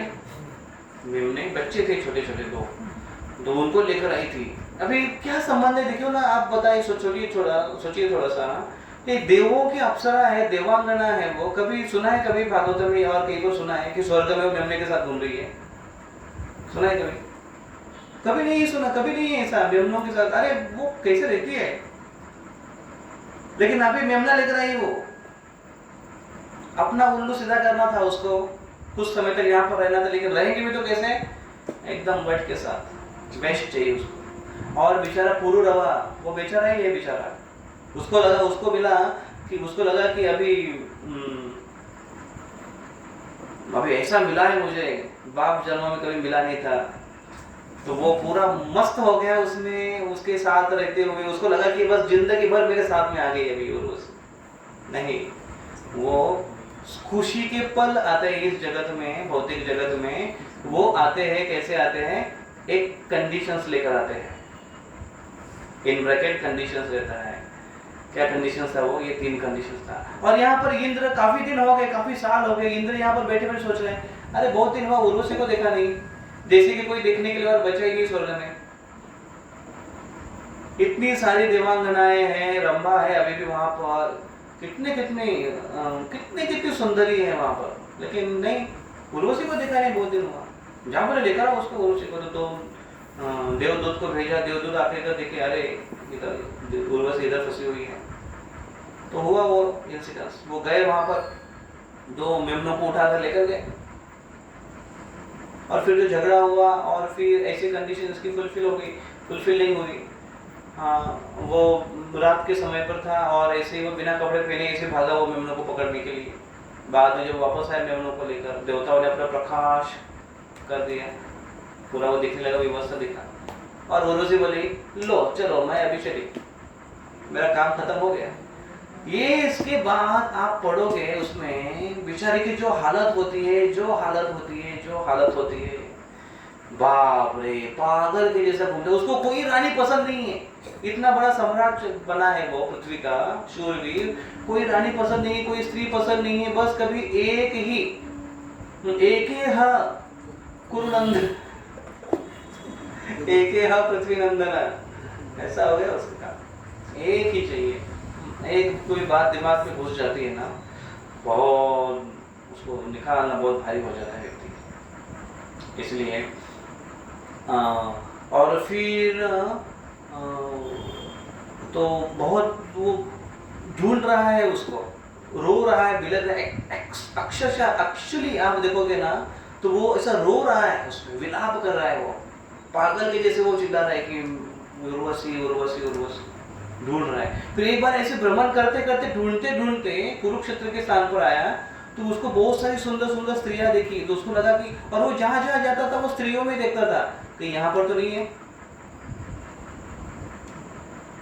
मानो कहिए अगर आप कोई अगर पार्टी में गया और आधा घंटा हुआ, आपकी पत्नी उधर स्त्रियों में चली गई और आई नहीं वापस, तो आप चिंतित हो गए और आप ढूंढ रहे, अरे मेरी पत्नी कहाँ है, तो ढूंढने के लिए कहाँ जाओगे, स्त्रियों में जाकर देखोगे, इस वजह से मेरी पत्नी, अरे ऐसी साड़ी पहनी थी लेकिन नहीं है, ऐसे ऐसे ढूंढते ढूंढते कैसी वो हालत है, बेकार सिचुएशन है वो, ऐसे वो घूम रहा था। और उनको देखा कुरुक्षेत्र में कि उर्वशी दिखने एग्जैक्टली, तो उसके पास गया वो और इतना हतबल होकर प्रार्थना करने लगा, भिक्षा मांगने लगा, तो ऐसा क्यों कर रहे मेरे साथ, प्लीज मेरे ऊपर रहम करो, रहम, दया की भीख दो मुझे। ऐसे वो गिड़गिड़ा रहा है, इतना बड़ा सम्राट, क्या वो सम्राट था जिसकी महती, जिसकी ग्लोरी स्वर्ग में गाई जाती थी, और अभी देखो बेचारा क्या हालत हो गई। तो उर्वशी ने कहा देखो आपको ये शोभा नहीं देता है, उर्वशी उसको ज्ञान देने लगी। अभी तो सोचो, उसका उल्लू सीधा करने के बाद आई है, अभी उसको ज्ञान देने लगी, अरे नहीं पुरुषों ने ऐसा हतबल नहीं होना चाहिए, धैर्य रखना चाहिए, वो कर रहा है, बेचारे की हालत कर दी ऐसी। लंबी स्टोरी है आगे। फिर उसको कहा कि चलो ठीक है, आप इतना गिड़गिड़ा रहे, मुझे बुरा लग रहा है, लेकिन साल में मैं एक बार तुमको मिलने के लिए आऊंगी। तो ये पुरुरवा साल में एक बार उसको मिलने के लिए साल भर इंतजार करता था। सोचो, अब मिलेगी, अब मिलेगी, अब मिलेगी। अभी इंतजार की घड़ी पहले से बड़ी होती है, लंबी होती है, ये ऊपर से एक साल का जब टाइमिंग दिया, और बराबर एक साल, अभी कल मिलेगी, ऐसा जब उसका वो फिक्स हुआ, तो जो डेस्परेशन था उसका, सोचिए दूसरे दिन जब वो मिली तो वाह क्या आनंद। फिर उसके साथ वो रही, उसके साथ उसने समय बिताया। फिर दूसरे दिन सवेरे वो फिर से निकल जाएगी, तो ये फिर से डरने लगा, अभी अरे फिर से जाएगी वो, फिर से उसका शौक मिला। उसने यज्ञ किया, उर्वशी ने कहा एक काम करो, तुम यज्ञ करो, मैं तुम्हें प्राप्त हो जाऊंगी दोबारा। तो उसने यज्ञ किया, यज्ञ करने के बाद गंधर्व प्रसन्न हो गए, गंधर्व का यज्ञ किया, गंधर्वों के आशीर्वाद से उनको इतनी सुंदर स्त्री मिली कि जो उर्वशी की जैसी ही दिखती थी। उसको लगा उर्वशी, बड़ा खुश हो गया, लेकिन बाद में देखा कि अरे नहीं, उर्वशी नहीं है, ये दूसरी कोई है। बोले नहीं चाहिए, डुप्लीकेट नहीं चाहिए। डुप्लीकेट में सभी क्या, डुप्लीकेट ओरिजिनल क्या है, आई डोंट नो, इतना डिटेल नहीं जानते, लेकिन वो भी दिखने के लिए जैसे उर्वशी की जैसी थी, लेकिन वो फिर भी नहीं चाहिए। एक जगह पर अगर किसी का प्रेम, अगर दिल आ गया तो फिर क्या, दिल दिया, जब क्या कहते वो, जब दिल दिया गधी को तो परी क्या चीज है, ऐसा कहते थे लोग, पहले हम सुनते थे। तो ऐसी बेचारी की हालत हो गई। तो विषय ने पूरा उनको बर्बाद कर दिया, बर्बाद मतलब एक्चुअली और एग्जैक्टली उसको बर्बाद करके छोड़ दिया। कितने खतरनाक होते हैं। तो बेटर वे क्या है? बेटर वे है बी प्रोटेक्टेड, डिस्टेंस मेंटेन करो, सुरक्षित अंतर ठेवा, ऐसे लिखते हैं गाड़ी के पीछे। उतना हमको अगर वो ये सुरक्षितता बरती ना, बस एक बार हम उस चपेट में आ गए, गुणों के चपेट में आ गए, then we have no power over control. हम उसको कंट्रोल कर ही नहीं सकते, नहीं है, नहीं हमारे पास वो कैपेसिटी। उसी के पहले ही हम उसको अवॉइड, हमारे पास केवल अवॉइड करने का तरीका है, हम उसको रोक नहीं सकते। जैसे पुरुरवा का पहले से ही वो, उसको अगर पता होता, ये सब पता नहीं होता है, ऐसे दुख की बात है। फिर स्वर्ग में गया, और यज्ञ किया, फिर स्वर्ग में गया, स्वर्ग में कितने साल तक उनके साथ वो रहे, उनके साथ उन्होंने आनंद किया, लेकिन फिर भी कभी ये इच्छा है वो समाप्त नहीं हुई। फिर जो उनका एक ये आता है, श्लोक आते हैं, तो उसका नाम है ऐलगीत। ईला के पुत्र थे इसलिए नाम है ऐलगीत करके आते हैं। और क्या वैराग्य और क्या ज्ञान की बातें करने लगे, रियलाइज हुआ उनको, लेकिन बड़ा लंबा सफर हो गया। तो ऐसे है विषय और ऐसे है विष। तो हम ये इसलिए पूछ रहे थे विषय और विष क्यों ये आपको पूछ रहे हैं, क्योंकि स्वधर्मे निधनम श्रेयः, स्वधर्म का पालन करते करते भले ही निधनम हो जाए, विष पीकर भले ही निधनम हो जाए, ठीक है, परवड़ता है वो, लेकिन विषय अगर हो जाए तो जन्मों जन्मन तक हम लोग अटके रहेंगे। अभी हमारा ये जन्म है, अभी हमारा पहले का जो जन्म था, उसके पहले के जन्म थे, ऐसे कितने पहले के जन्म में हमने कितने विषयों के साथ हमारा संपर्क हुआ है, इतने विषयों के साथ संपर्क हुआ, इसलिए अभी इस जन्म में ये विषय को ना बोलना कठिन जाता है ना, और कृष्ण को हाँ बोलना कठिन जाता है, कृष्ण की सेवा को हाँ बोलना कठिन जाता है, भक्तों की हाँ में हाँ मिलाना कठिन जाता है, भक्तों के वैष्णव के आज्ञा में हाँ मिलाना कठिन जाता है, क्योंकि जन्मों जन्मों विषयों का संग हुआ है, इसलिए। तो परधर्मो भयावह, सेकंड लाइन है, सेकंड लाइन में स्वधर्मे निधनम श्रेयः, स्वधर्म पालन करते निधन भी हो जाए ना कोई बात नहीं, ग्लोरी से हो। कैसे?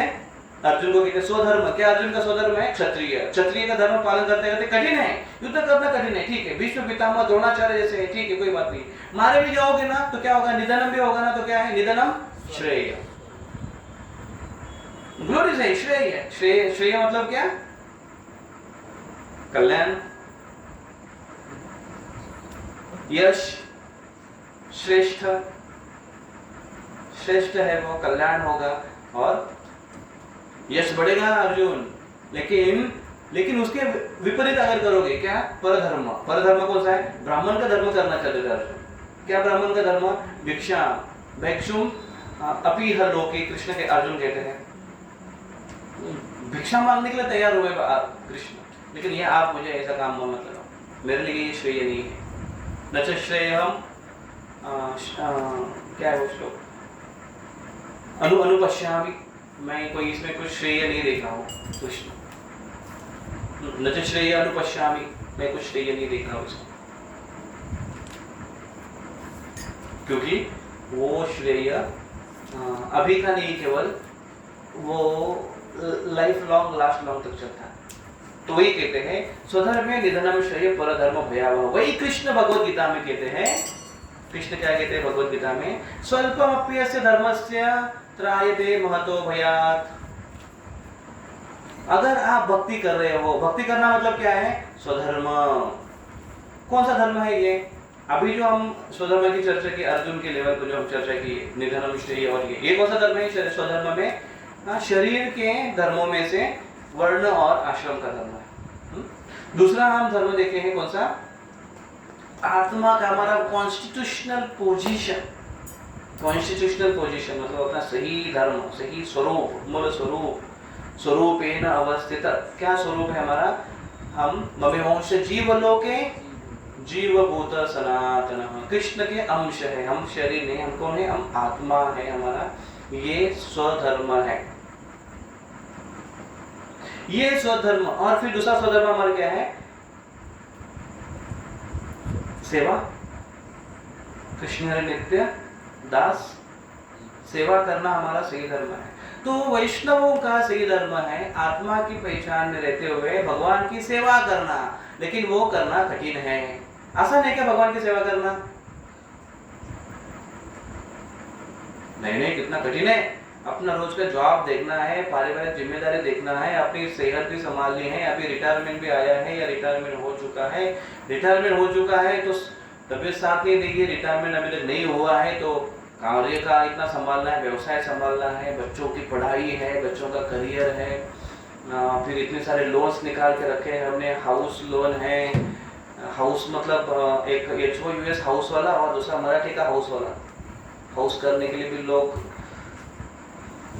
लोन निकालते, हाउस मौज। तो इतने सारे लोन्स हैं, ये सब हमको करना है। तो सेवा करना क्या आसान काम है क्या? आसान है? कठिन है ना? आपको कुछ बोल ही नहीं रहा। इकड़े आड़ इकड़े वीर, हाँ बोले तो भी बोलेंगे कुछ, तो ना बोले तो भी बोलेंगे। कठिन है सेवा करना, कठिन है भगवान की सेवा करना, कठिन है भगवान की सेवा में हाँ मिलाना कठिन है।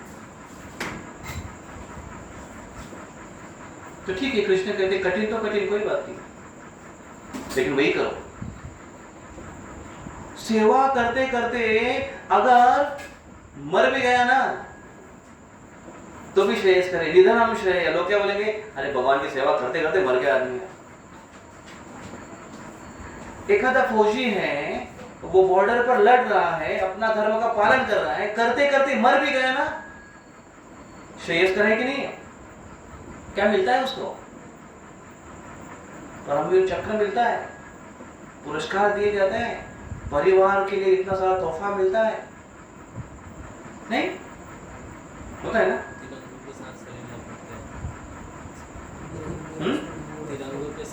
तिरंगों के साथ तिरंगा मिलता है उनको बाद में।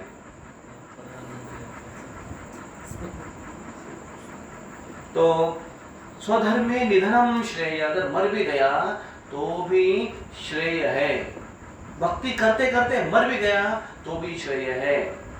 सेवा करते करते मर भी गया तो भी श्रेय है। आप बोलोगे मार डाला बेचारे को, काम करा दे मंदिर में, झाड़ू मारते मरवा दे मार डाला उसको, पानी भरते मार डाला उसको, ध्यान नहीं दिया उसके ऊपर।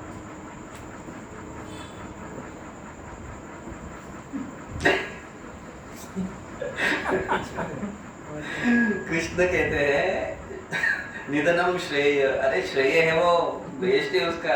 मेरे पास आ रहा है, मैं देख रहा हूँ, मैं उसका ख्याल रखता हूँ। थोड़ा भी किया होगा ना, बहुत दूंगा मैं उसको, भर के दूंगा मैं उसको। स्वल्पम अप्यस्य धर्मस्, थोड़ा भी अगर किया होगा। तो कृष्ण इतना बोल रहे हैं, खुद के स्वरूप धर्म के लिए तुमको कार्य करना चाहिए। हे अर्जुन, हे वैष्णव गण, खुद के धर्म के लिए कार्य करना चाहिए। और कितना कार्य करना चाहिए, कितनी मेहनत करनी चाहिए?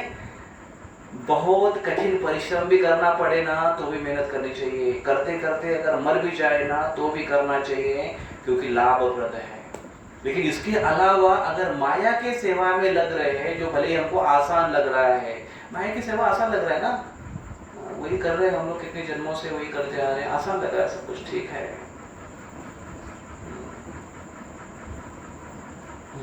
वैष्णव के कैटेगरी होते हैं, ठीक ठाक वैष्णव, नारियल वैष्णव, ये पुरस्कार है। तो ऐसे कैटेगरी में, ठीक ठाक कैटेगरी में, नारियल कैटेगरी में, ना रियल कैटेगरी में माया का कार्य करना हमको आसान जाता है। व्यवसाय, ऑफ कोर्स ये व्यवसाय, पारिवारिक जीवन, पारिवारिक जिम्मेदारी, ये भी एक शरीर का धर्म है, शरीर का कर्तव्य है। लेकिन जब तक प्रभुपाद जी तात्पर्य में वही जोर देकर बोल रहे, जब तक उसका कनेक्शन मूल उसके स्वधर्म से नहीं होता है तो तब तक वो फेल है। तो हमको वैष्णव धर्म का बड़े कड़ाई से पालन करना चाहिए। और ये सारे जो तत्व है, ज्ञान और विज्ञान है, ये सब किस लिए है? ये समझाने के लिए कि हमारा सही धर्म का हम पालन करें। हमें इस बुद्धि के जो भ्रम से मुक्ति मिले। मुक्ति हित्वा अन्यथा रूपम स्वरूपेण व्यवस्थिता। मुक्ति की परिभाषा क्या बताते हैं रूप गोस्वामी? कि मुक्ति की परिभाषा है कि वो अपने स्वरूप में स्थित होता है, इसको बोलते हैं मुक्ति। मतलब बाह्य आवरण से, माया के प्रभाव के से वो मुक्त हो जाता है, वो शरीर स्वरूप स्थिति में वो युक्त हो जाता है। और वो क्या है? भगवान का दास अपने आप को मान देता है, और वो शरीर नहीं आत्मा है ऐसे वो मान देता है, और इसके अनुसार वो बाकी सारे कार्य करता है। तो ये सब करने के बाद याद रखना हमको चाहिए कि भगवत गीता पढ़ने के बाद ये अपेक्षित है, क्या अपेक्षित है? अर्जुन से युद्ध करो। और हमसे क्या अपेक्षित है? कृष्ण की सेवा करो। भक्ति शास्त्री हो गया है, सर्टिफिकेट मिल गया है, परसेंटेज हाई। अभी क्या? अभी भक्ति वैभव, उसके बाद भक्ति सार्वभौम, उसके बाद भक्ति वेदांत। रूपा जी लिया था भक्ति वेदांत, डिग्री बहुत है, लेने में कोई प्रॉब्लम नहीं है। लेकिन सार क्या है?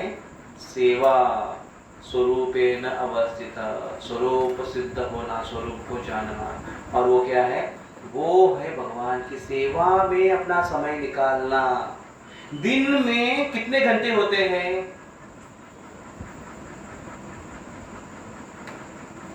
आप बोलेंगे ये भी कोई प्रश्न है जी, दिन में कितने घंटे होते हैं? दिन में कितने घंटे होते हैं?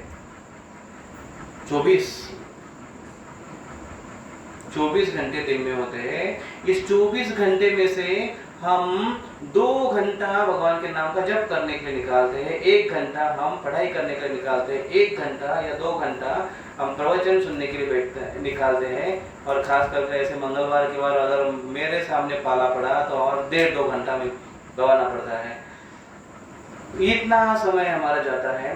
सेवा के लिए हमारा कितना समय निकालता है? हम निकलता है, हमारा निकालता है, हम निकालते हैं।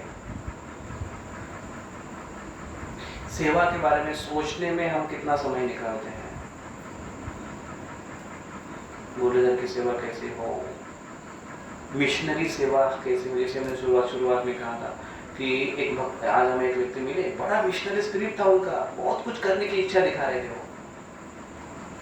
वो सुनकर तो मुझे लगा वाह, बड़ी अच्छी बात है। मिशनरी मिशन के लिए हमारे पास कितना समय है? 24 घंटों में से 1 मिनट, 2 मिनट, 15 मिनट, आधा घंटा उनको निकालना चाहिए। मिशनरी एक्टिविटीज क्या है इस्कॉन में? कोई बताना चाहेगा? जैसे हम पहले व्याख्या की मिशनरी एक्टिविटीज की, तो आप बताएंगे उसके अंदर कि इस्कॉन में कौन से मिशनरी एक्टिविटीज हैं?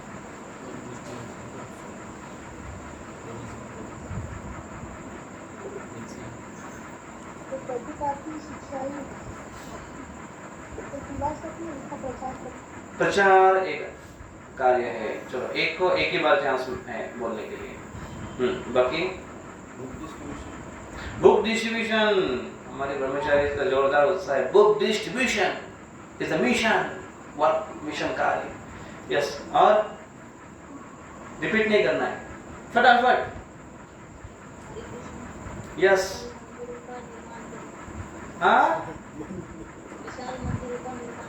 विशाल मंदिरों का निर्माण करा। 1 मिनट, कौन बोल रहे हैं इधर? मुझे देखने दो। कौन है? बैरागी माता जी बोल रही है क्या? हाँ, तो सार्थक है बैरागी प्रभु जी के एसोसिएशन में। तो ओके, हाँ, विशाल मंदिर। छोटा होगा तो भी चलेगा, विशाल हो तो भी चलेगा। और मिशनरी एक्टिविटीज क्या क्या है? जल्दी जल्दी। हरिनाम संकीर्तन निकालना, यस। और बुक डिस्ट्रीब्यूशन, कोई तो इतना धीरे से बोल रहा है, कौन बोल रहा है?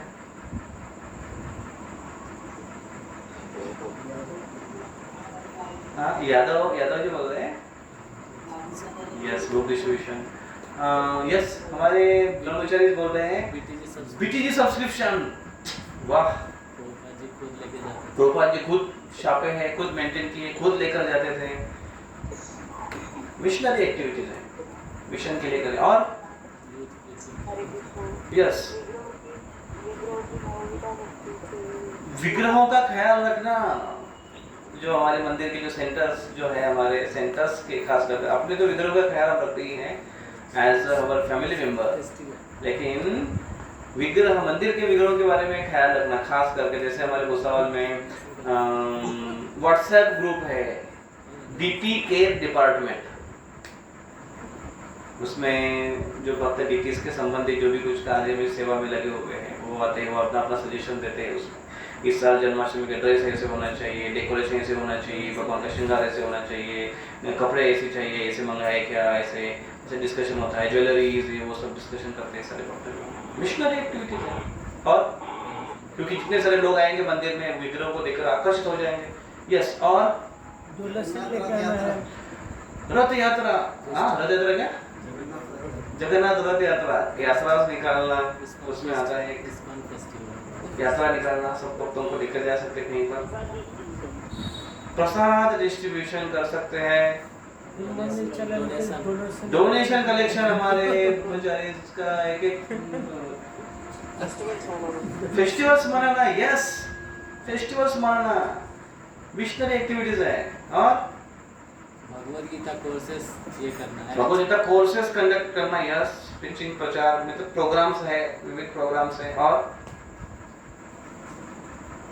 क्या कर सकते हैं, मिशनरी एक्टिविटी क्या है?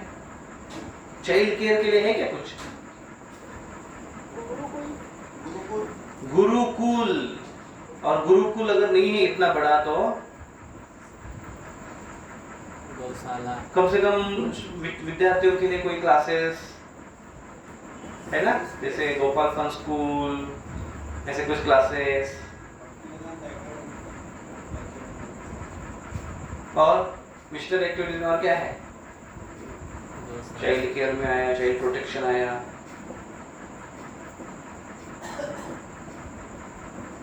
सब बोलना आसान है, मिशनरी एक्टिविटी ये करना। वुमन एम्पावरमेंट में कुछ है क्या?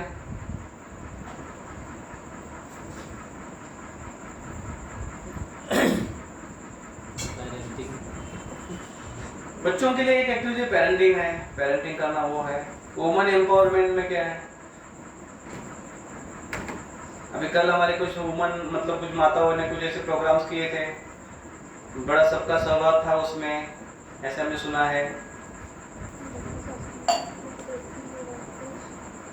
भक्ति शास्त्र जैसे कोर्सेज करना, जिससे ज्ञान वृद्धिगत हो, शास्त्र के बारे में तत्व मीमांसा हो, तत्व विमर्श हो, चर्चा हो, ऑफ कोर्स ये भी अच्छा है।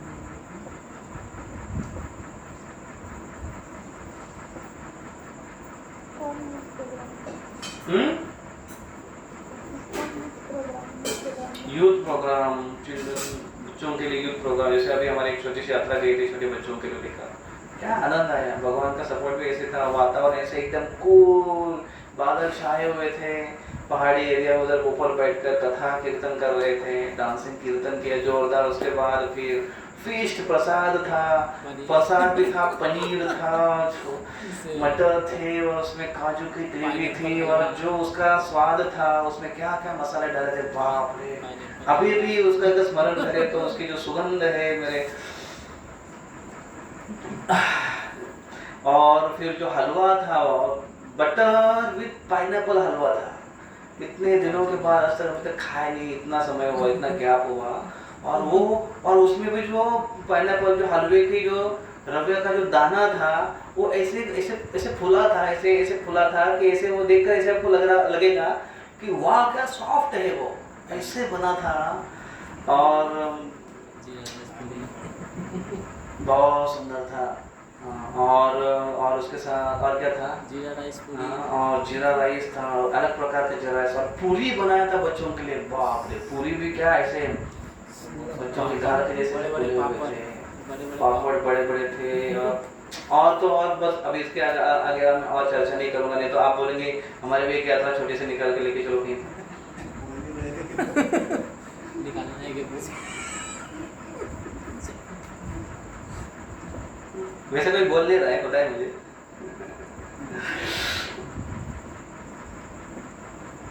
लेकिन वो भी मिशनरी एक्टिविटीज है, बच्चों के लिए लेकर जाना, ये सब कार्य करना।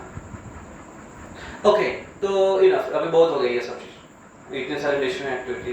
अभी आप मुझे बताइए, आप इसमें से सोचकर कि क्या क्या कर सकते हैं आप उसमें, उस मिशनरी एक्टिविटीज में क्या क्या एक मिशनरी एक्टिविटीज आप कर सकते हैं?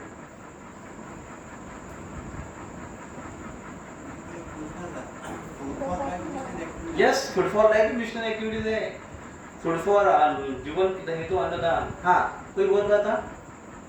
प्रसाद खिलाना परिवार को। परिवार को प्रसाद खिलाना। क्या बोल रही है?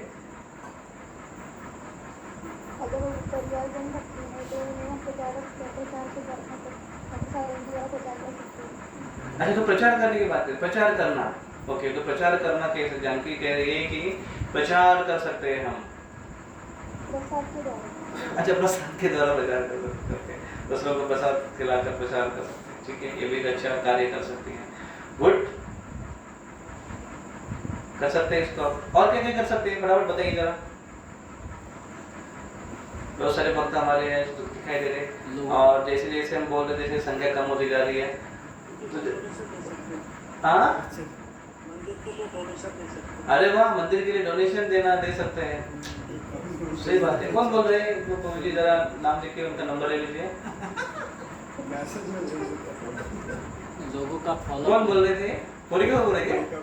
अच्छा अच्छा अच्छा, ठीक है ठीक है, मैं मनोहर को नंबर दे दिया आपका, वो सुन रहे अकाउंटेंट। गुड, और लोगों का फॉलो लेना आसान। यस, फर्स्ट बुक डिस्ट्रीब्यूशन करके। यस, बुक डिस्ट्रीब्यूशन कर सकते हैं आप, बहुत अच्छे से स्टॉल रख सकते हैं, बुक्स रख सकते हैं हमारे शॉप में, हमारे क्लिनिक में, हमारे हॉस्पिटल में। लोग जो देखते हैं, जैसे हमारे अजनापुर माता जी, वो महीने में उनके कुछ ना कुछ बुक्स का स्कोर रहता ही है, और मुझे मैसेज डालकर भेजते हैं, मुझे इस महीने में इतने बुक्स गए, इतने महीने से बुक्स गए, ऐसा उनका टारगेट है। बहुत अच्छी बात है, ऐसा कर सकते हैं, एक स्टॉल लगा सकते हैं। लोग अगर पूछेंगे ये क्या है, बीटीसी लगा के रख सकते हैं, ऐसा एक नोटिस बोर्ड से बना सकते हैं, जिसको 5 विश लगाकर अंदर पैक करके रख सकते हैं। उसके अंदर लोग आकर देखेंगे, जो ज़्यादा देखते हैं ऐसी जगह पर पूछेंगे क्या है ये, है कि नहीं? बिल्कुल करिए बुक डिस्ट्रीब्यूशन रोज। और लोगों का फॉलो लेना जरूरी है। नगर संकीर्तन में भाग लेकर आकाशवाणी कहाँ से हुई है? शर्मा जी, अरे वाह, आपका ये नहीं दिख रहे हैं शायद, आपका वीडियो ऑन ऑफ इसलिए दिख रहे हैं। हाँ, शर्मा जी, तो यस, नगर संकीर्तन कर सकते हैं। नगर संकीर्तन लोगों को हरिनाम देते हैं हम लोग बाहर जाकर। बिल्कुल हम नगर संकीर्तन करेंगे, बस लॉकडाउन खत्म होने दीजिए, जन्माष्टमी भी आ रही है। यस यस, सही बोल। और क्या कर सकते हैं? फर्स्ट, बच्चों को एक साथ लाते हैं, डांसिंग होता है। कौन बोल रहे हैं? जानकी, यस। और तुमने कहा ना पहले से प्रसाद देकर बुक प्रचार करोगे, बस एक उतना एक करोगे। और कौन कौन क्या क्या कर सकता है? भगवान के लिए भोगा लगा सकते हैं। यस, भगवान के लिए भोग लगा सकते हैं। ये आपको माता जी ने बोला शायद कहने के लिए। हाँ, समझ गया मैं, तो माता जी का भोगा के बारे में विशेष ख्याल है। Very good very good, very nice, good. भोगा ला सकते हैं। तो वैसे आज अब अभी लेक्चर के बाद व्हाट्सएप अपना कॉन्वर्सेशन ग्रुप खोल के देखिए, उसमें डाला है कुछ प्रसाद के बारे में। ये अपने मनोज प्रभु ने अकाउंट नंबर भी शेयर कर दिए हैं इस ग्रुप में। ओके, और क्या कर सकते हैं? बंगाली प्रभु हमारे रोज मिशनरी एक्टिविटी करते हैं। भगवान मुरलीधर के लिए रोज फूल लेकर आते हो मंगल आरती में, भले ही अभी पूरा लॉकडाउन हो, इतने महीने से, इतने दिन से वो फूल लेकर आते हैं और भले ही उनको मंदिर में ले उनको एक बार कान में चुपचाप बोला प्रभु जी अभी कुछ दिन रुकना पड़ेगा और थोड़ा बाहर रह के फूल दे दो, तो उन्हें चलेगा कोई प्रॉब्लम नहीं है। तो आते हैं बाहर से दर्शन लेते हैं, फूल देते हैं रोज विदाउट फेल, बारिश हो गर्मी हो कोई भी व्यक्ति हो वो आते हैं बराबर। तो बहुत अच्छी बात है ये, एक मिशनरी है, छोटी बात लेकिन छोटी सी लेकिन बहुत बड़ी बात है अगर उसको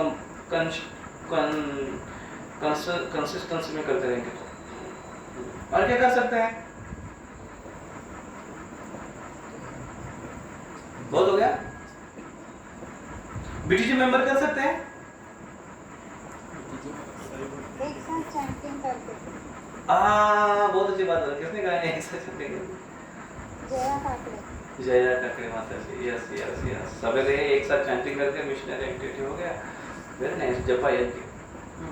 बीटीजी अगर हर एक भक्त अगर एक भी सब्सक्राइबर करे, एक भी मेंबर करे तो कितने मेंबर हो जाएंगे? 30 लोग आए हैं, 7 हो गए है ना। एक मेंबर को आपको ढूंढना है, क्या कैसे करना है एक मेंबर को ढूंढकर, उसमें जाकर बताएं ऐसे बीटीजी है, ऐसे आता है, बहुत अच्छा आता है। आप जिसको समझाओ, आप पढ़ो उसको समझाओ, बहुत इंपॉर्टेंट है। और फिर उससे क्या होता है, उसका बीटीजी देने के लिए जाएंगे तो बीटीजी देने का एक आपको अवसर मिल गया, एक कारण मिल गया, उनको जाकर आप समझाएंगे, उनको आप प्रचार करेंगे, उनसे बातचीत करेंगे, उनके आपका रिलेशन बड़ा घना हो जाएगा, उनको भक्त बना देंगे, भक्त बन जाएंगे। बीटीजी से बहुत लोग भक्त बने। और आपको सरप्राइजिंगली मैं कह सकता हूँ कि निगड़ी अपना जो मंदिर है, ज़्यादा समय नहीं हुआ, अभी 10 साल हुए, बीटीजी इंस्टॉल हो गए उनके। तो वहाँ के जो मेंबर है बीटीजी, कितने मेंबर है वहाँ को लगभग 5000 के आसपास, 5000 के ऊपर उनके बीटीजी सब्सक्राइबर है, मेंबर्स है 5000 के आसपास। और हमारे एक भक्त, एक गृहस्थ भक्तों के पास 50 भक्तों के नाम है। और वो क्या करते हैं, वो समय निकालते, महीने में एक दिन निकालते हैं और सबको वो बीटीजी बैठते आते हैं। जनरली हम लोग क्या करते हैं, यहाँ पर हम जन्माष्टमी में एक बार जाते हैं लोगों के पास और पावती देते हैं उनको। जैसे ही आप जन्माष्टमी में एक बार जाओगे, लोग क्या बोलेंगे बताएं, हाँ आ गया डोनेशन मांगने, ऐसे लोग बोलेंगे। तो अगर यहाँ पर अगर आपने उनको बीटीजी दिया, आप मेंटेन कर रहे हैं, बात कर रहे हैं, फोन करके चर्चा कर रहे हैं, प्रत्यक्ष उनके पास जा रहे हैं, उनको अच्छा लगता है, हाँ ये मेंबर आए हुए अच्छा व्यक्ति है, हमारा ख्याल रखता है, हमको पूछते रहता है कैसे चल रहा है, क्या चल रहा है, आध्यात्मिक भी मार्गदर्शन करते रहता है। ये अगर आप करते रहेंगे, बीटीजी बड़ा अच्छा माध्यम है ये सब करने के लिए, लोगों के साथ जुड़े रहने के लिए बड़ा अच्छा मार्ग है। तो पर्सनली लेकर जा सकते हैं। जैसे हमारे मंदिर में कुछ भक्त हैं जिनके जो खुद कुछ भक्तों को पहुँचाते हैं ना, उनको कितने कौन है ऐसे? अजनाकर माता जी के कितने हैं? 5 मेंबर है अजनाकर माता जी के, 5-6 ऐसे कुछ मेंबर्स हैं। फिर दुबे प्रभु के 6-7 मेंबर है, शायद अभी भी बनाए उन्होंने, है ना, अभी भी बनाया उन्होंने, हाल ही में बनाया उन्होंने दुबे प्रभु 6-7 मेंबर है। तो 6-7 बीटीजी यहाँ से लेकर जाते हैं, फिर लोगों को हर एक को अपने पास देते हैं। रुक्मिणी माता जी के भी है, बहुत सारे मेंबर्स हैं, उनको वो खुद जाकर देते हैं, मंदिर से उतना क्वांटिटी लेकर जाते हैं, फिर उनको बांटते हैं। और कौन है जिनके मेंबर्स हैं, फिर के प्रभु भी अपने खुद मेंबर्स हैं।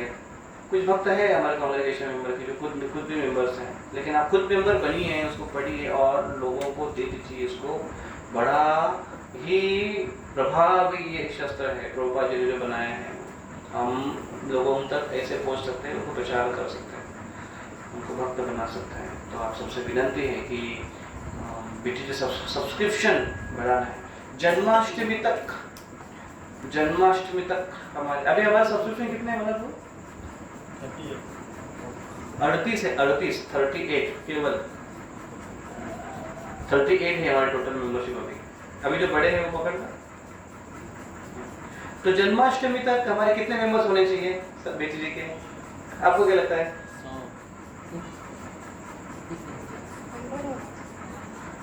बस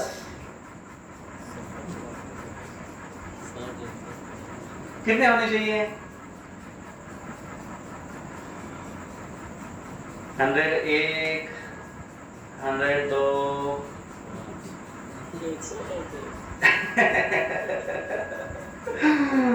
अब तो और कंजूस है, 101 एक ही बढ़ा दिया केवल। चलो 101 1, 101 2, 101 सवा 2, कितने होने चाहिए?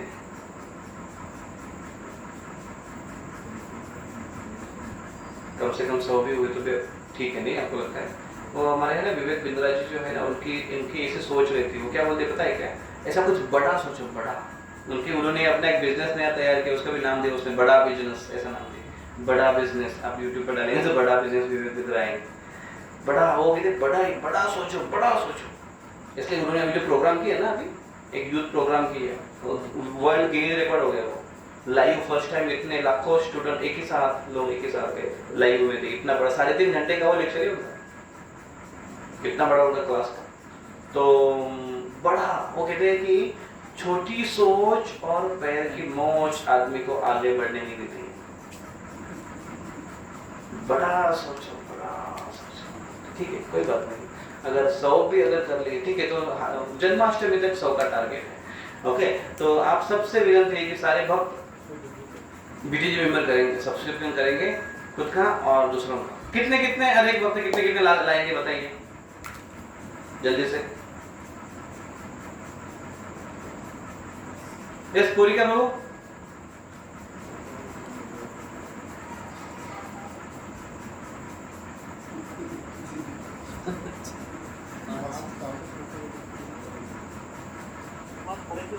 यस, कितने?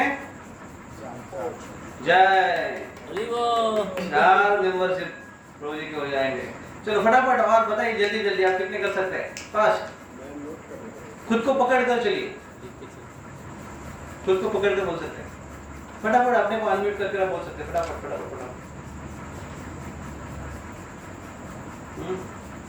शर्मा प्रभु, खरे प्रभु, बंगाली प्रभु, जल्दी, जानकी जल्दी, फटाफट। यस, मेरा ऑलरेडी 22 22 है, 40 तक बढ़ा है आपके ऑलरेडी, मतलब उसे आधे तो आप ही के हैं केवल। 40 और 40 होते हैं। तो आपका 40 का टारगेट है। वाह, बहुत सारी बात है। चलिए और फटाफट। यस, खरे प्रभु, जानकी है, जानकी माई दिन में रही है। खरे प्रभु, बंगाली प्रभु, यस, फटाफट बोलिए। फिर के प्रभु, भालेराव प्रभु, 5 से 10 प्रभु। 5 से 10 में 5 का गैप है।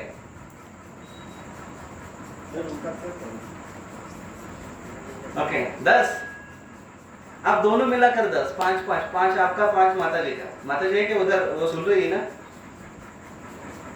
उनको बताइए। 5 दोनों का टारगेट है। यस माता जी, तो आपका 5 और प्रभु जी का 5 10। तो ओके 10। यस, जल्दी। मनीषा चौड़ माता जी, सुरेंद्र शर्मा प्रभु, वंदना सिंह माता जी, मनीषा अग्रवाल माता जी, राजेंद्र पाटिल प्रभु, जगदीश भालेराव प्रभु, जितने नाम दिख रहे मैं पढ़ रहा हूँ। शरद पाटिल प्रभु, शरद पाटिल मतलब अपने ये है क्या? कल्याण, यस, हरे कृष्णा, कल्याण ठीक है मुझे। ओके, चलो तुम्हारा सूट है। जया काकड़े माता जी, भारती बैरागी माता जी, प्रभू जी कुठे? बैरागी प्रभू ड्यूटी।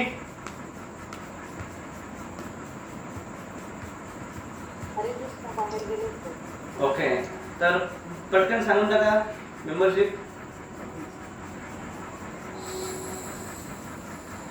गाजरे माता जी, शर्मा माता जी, बलोटिया माता जी, दुबे माता जी, शुभम दुबे प्रभु, सोनोने माता जी, PR दुबे प्रभु, उनका हो गया ऑलरेडी। तेजस सोनोने, बंगाली प्रभु, खरे प्रभु, जल्दी से आज ही 100 हो जाएंगे। 1 2 3 मिनिमम एक, आधा तो बना नहीं सकते। एक मेंबर नहीं बना सकते बीटीजी का। बीटीजी की सब्सक्रिप्शन है 30 रुपए, सॉरी 300 रुपए, 300 रुपए साल भर की, और उसमें 12 बुक्स आएंगे और हर एक महीने में आप उनको देना है, उनसे बात करना है, उनसे चर्चा करना है, उनको भक्त बना सकते हैं।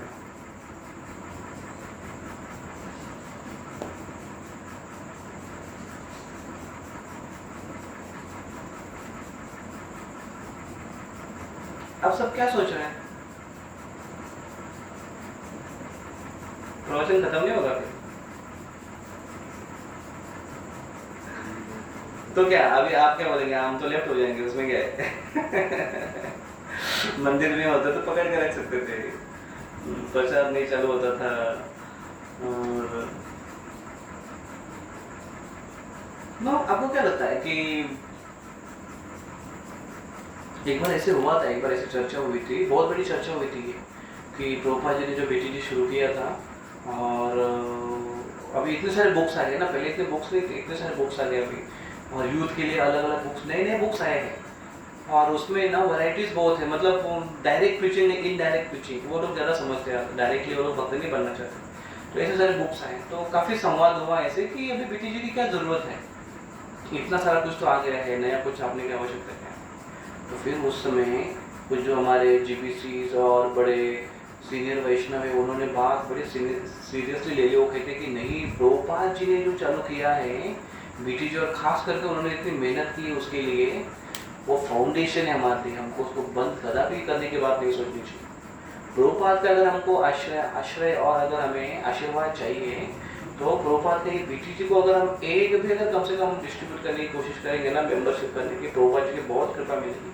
और एक बात ध्यान में रखना चाहिए हमको, स्वधर्म में हम जिसके ऊपर चर्चा कर रहे हैं आज, और स्वधर्म का इसका फल अगर है तो भगवान की सेवा में लगना है। हम इतना सब समझने के बाद, सुनने के बाद, भगवान की सेवा में अगर हम ऐसा मिशनरी स्पिरिट अगर हमारा नहीं जागृत होता है, कुछ करने की भावना अगर नहीं होती है, तो फिर हमें वो जो स्पेशल जो मर्सी मिलने वाली है आचार्यों की, गुरुओं की, उनसे हम वंचित रह जाते हैं। हम अपने साधना पर या अपने साधना से हमको उसका लाभ मिलेगा, भगवान की कृपा मिलेगी, हमें आशीर्वाद मिलेगा, लेकिन उसके बल बोलते हुए भगवत धाम नहीं जा सकते, कितना गारंटेड है, क्योंकि हमारी उतनी तीव्रता नहीं है। हमें गुरुओं के, वैष्णव के आशीर्वाद की नितांत आवश्यकता है, और वो तब तक नहीं मिलेगी जब तक हम सेवा में रुजू नहीं होंगे, तब तक नहीं मिलेगी। और जब तक हम उस मिशनरी पीरियड में नहीं आएंगे, प्रभुपाद के मिशन के लिए हम कुछ करने की भावना हमारे नहीं होगी, तो उनका आशीर्वाद कैसे मिलेगा? कैसे मिलेगा उनका आशीर्वाद?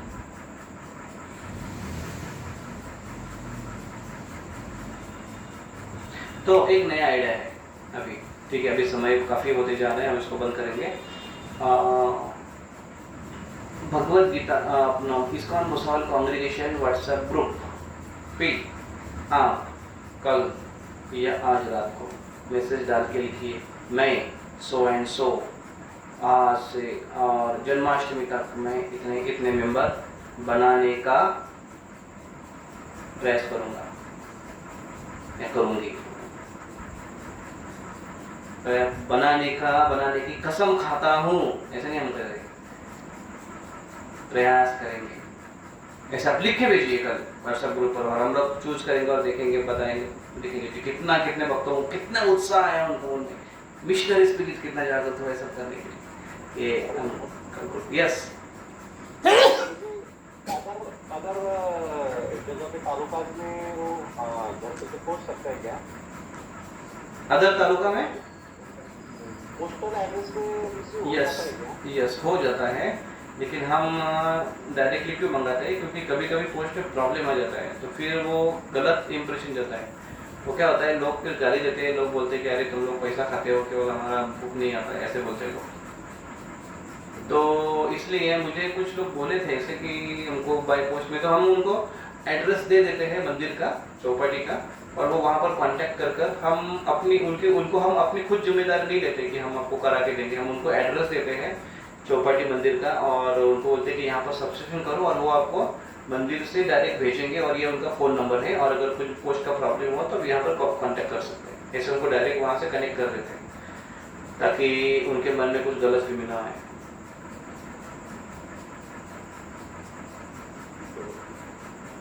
ओके, और जहाँ पर हम जाते हैं काम में हो या आपके व्यवसाय या कहाँ पर भी, आप वहाँ पर भी कर सकते हैं, बीटीजी सब्सक्रिप्शन कर सकते हैं।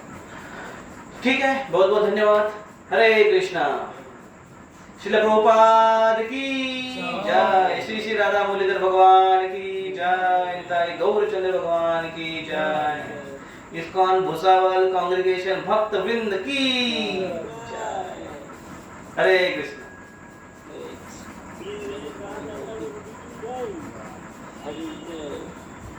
कोई प्रश्न किसी का?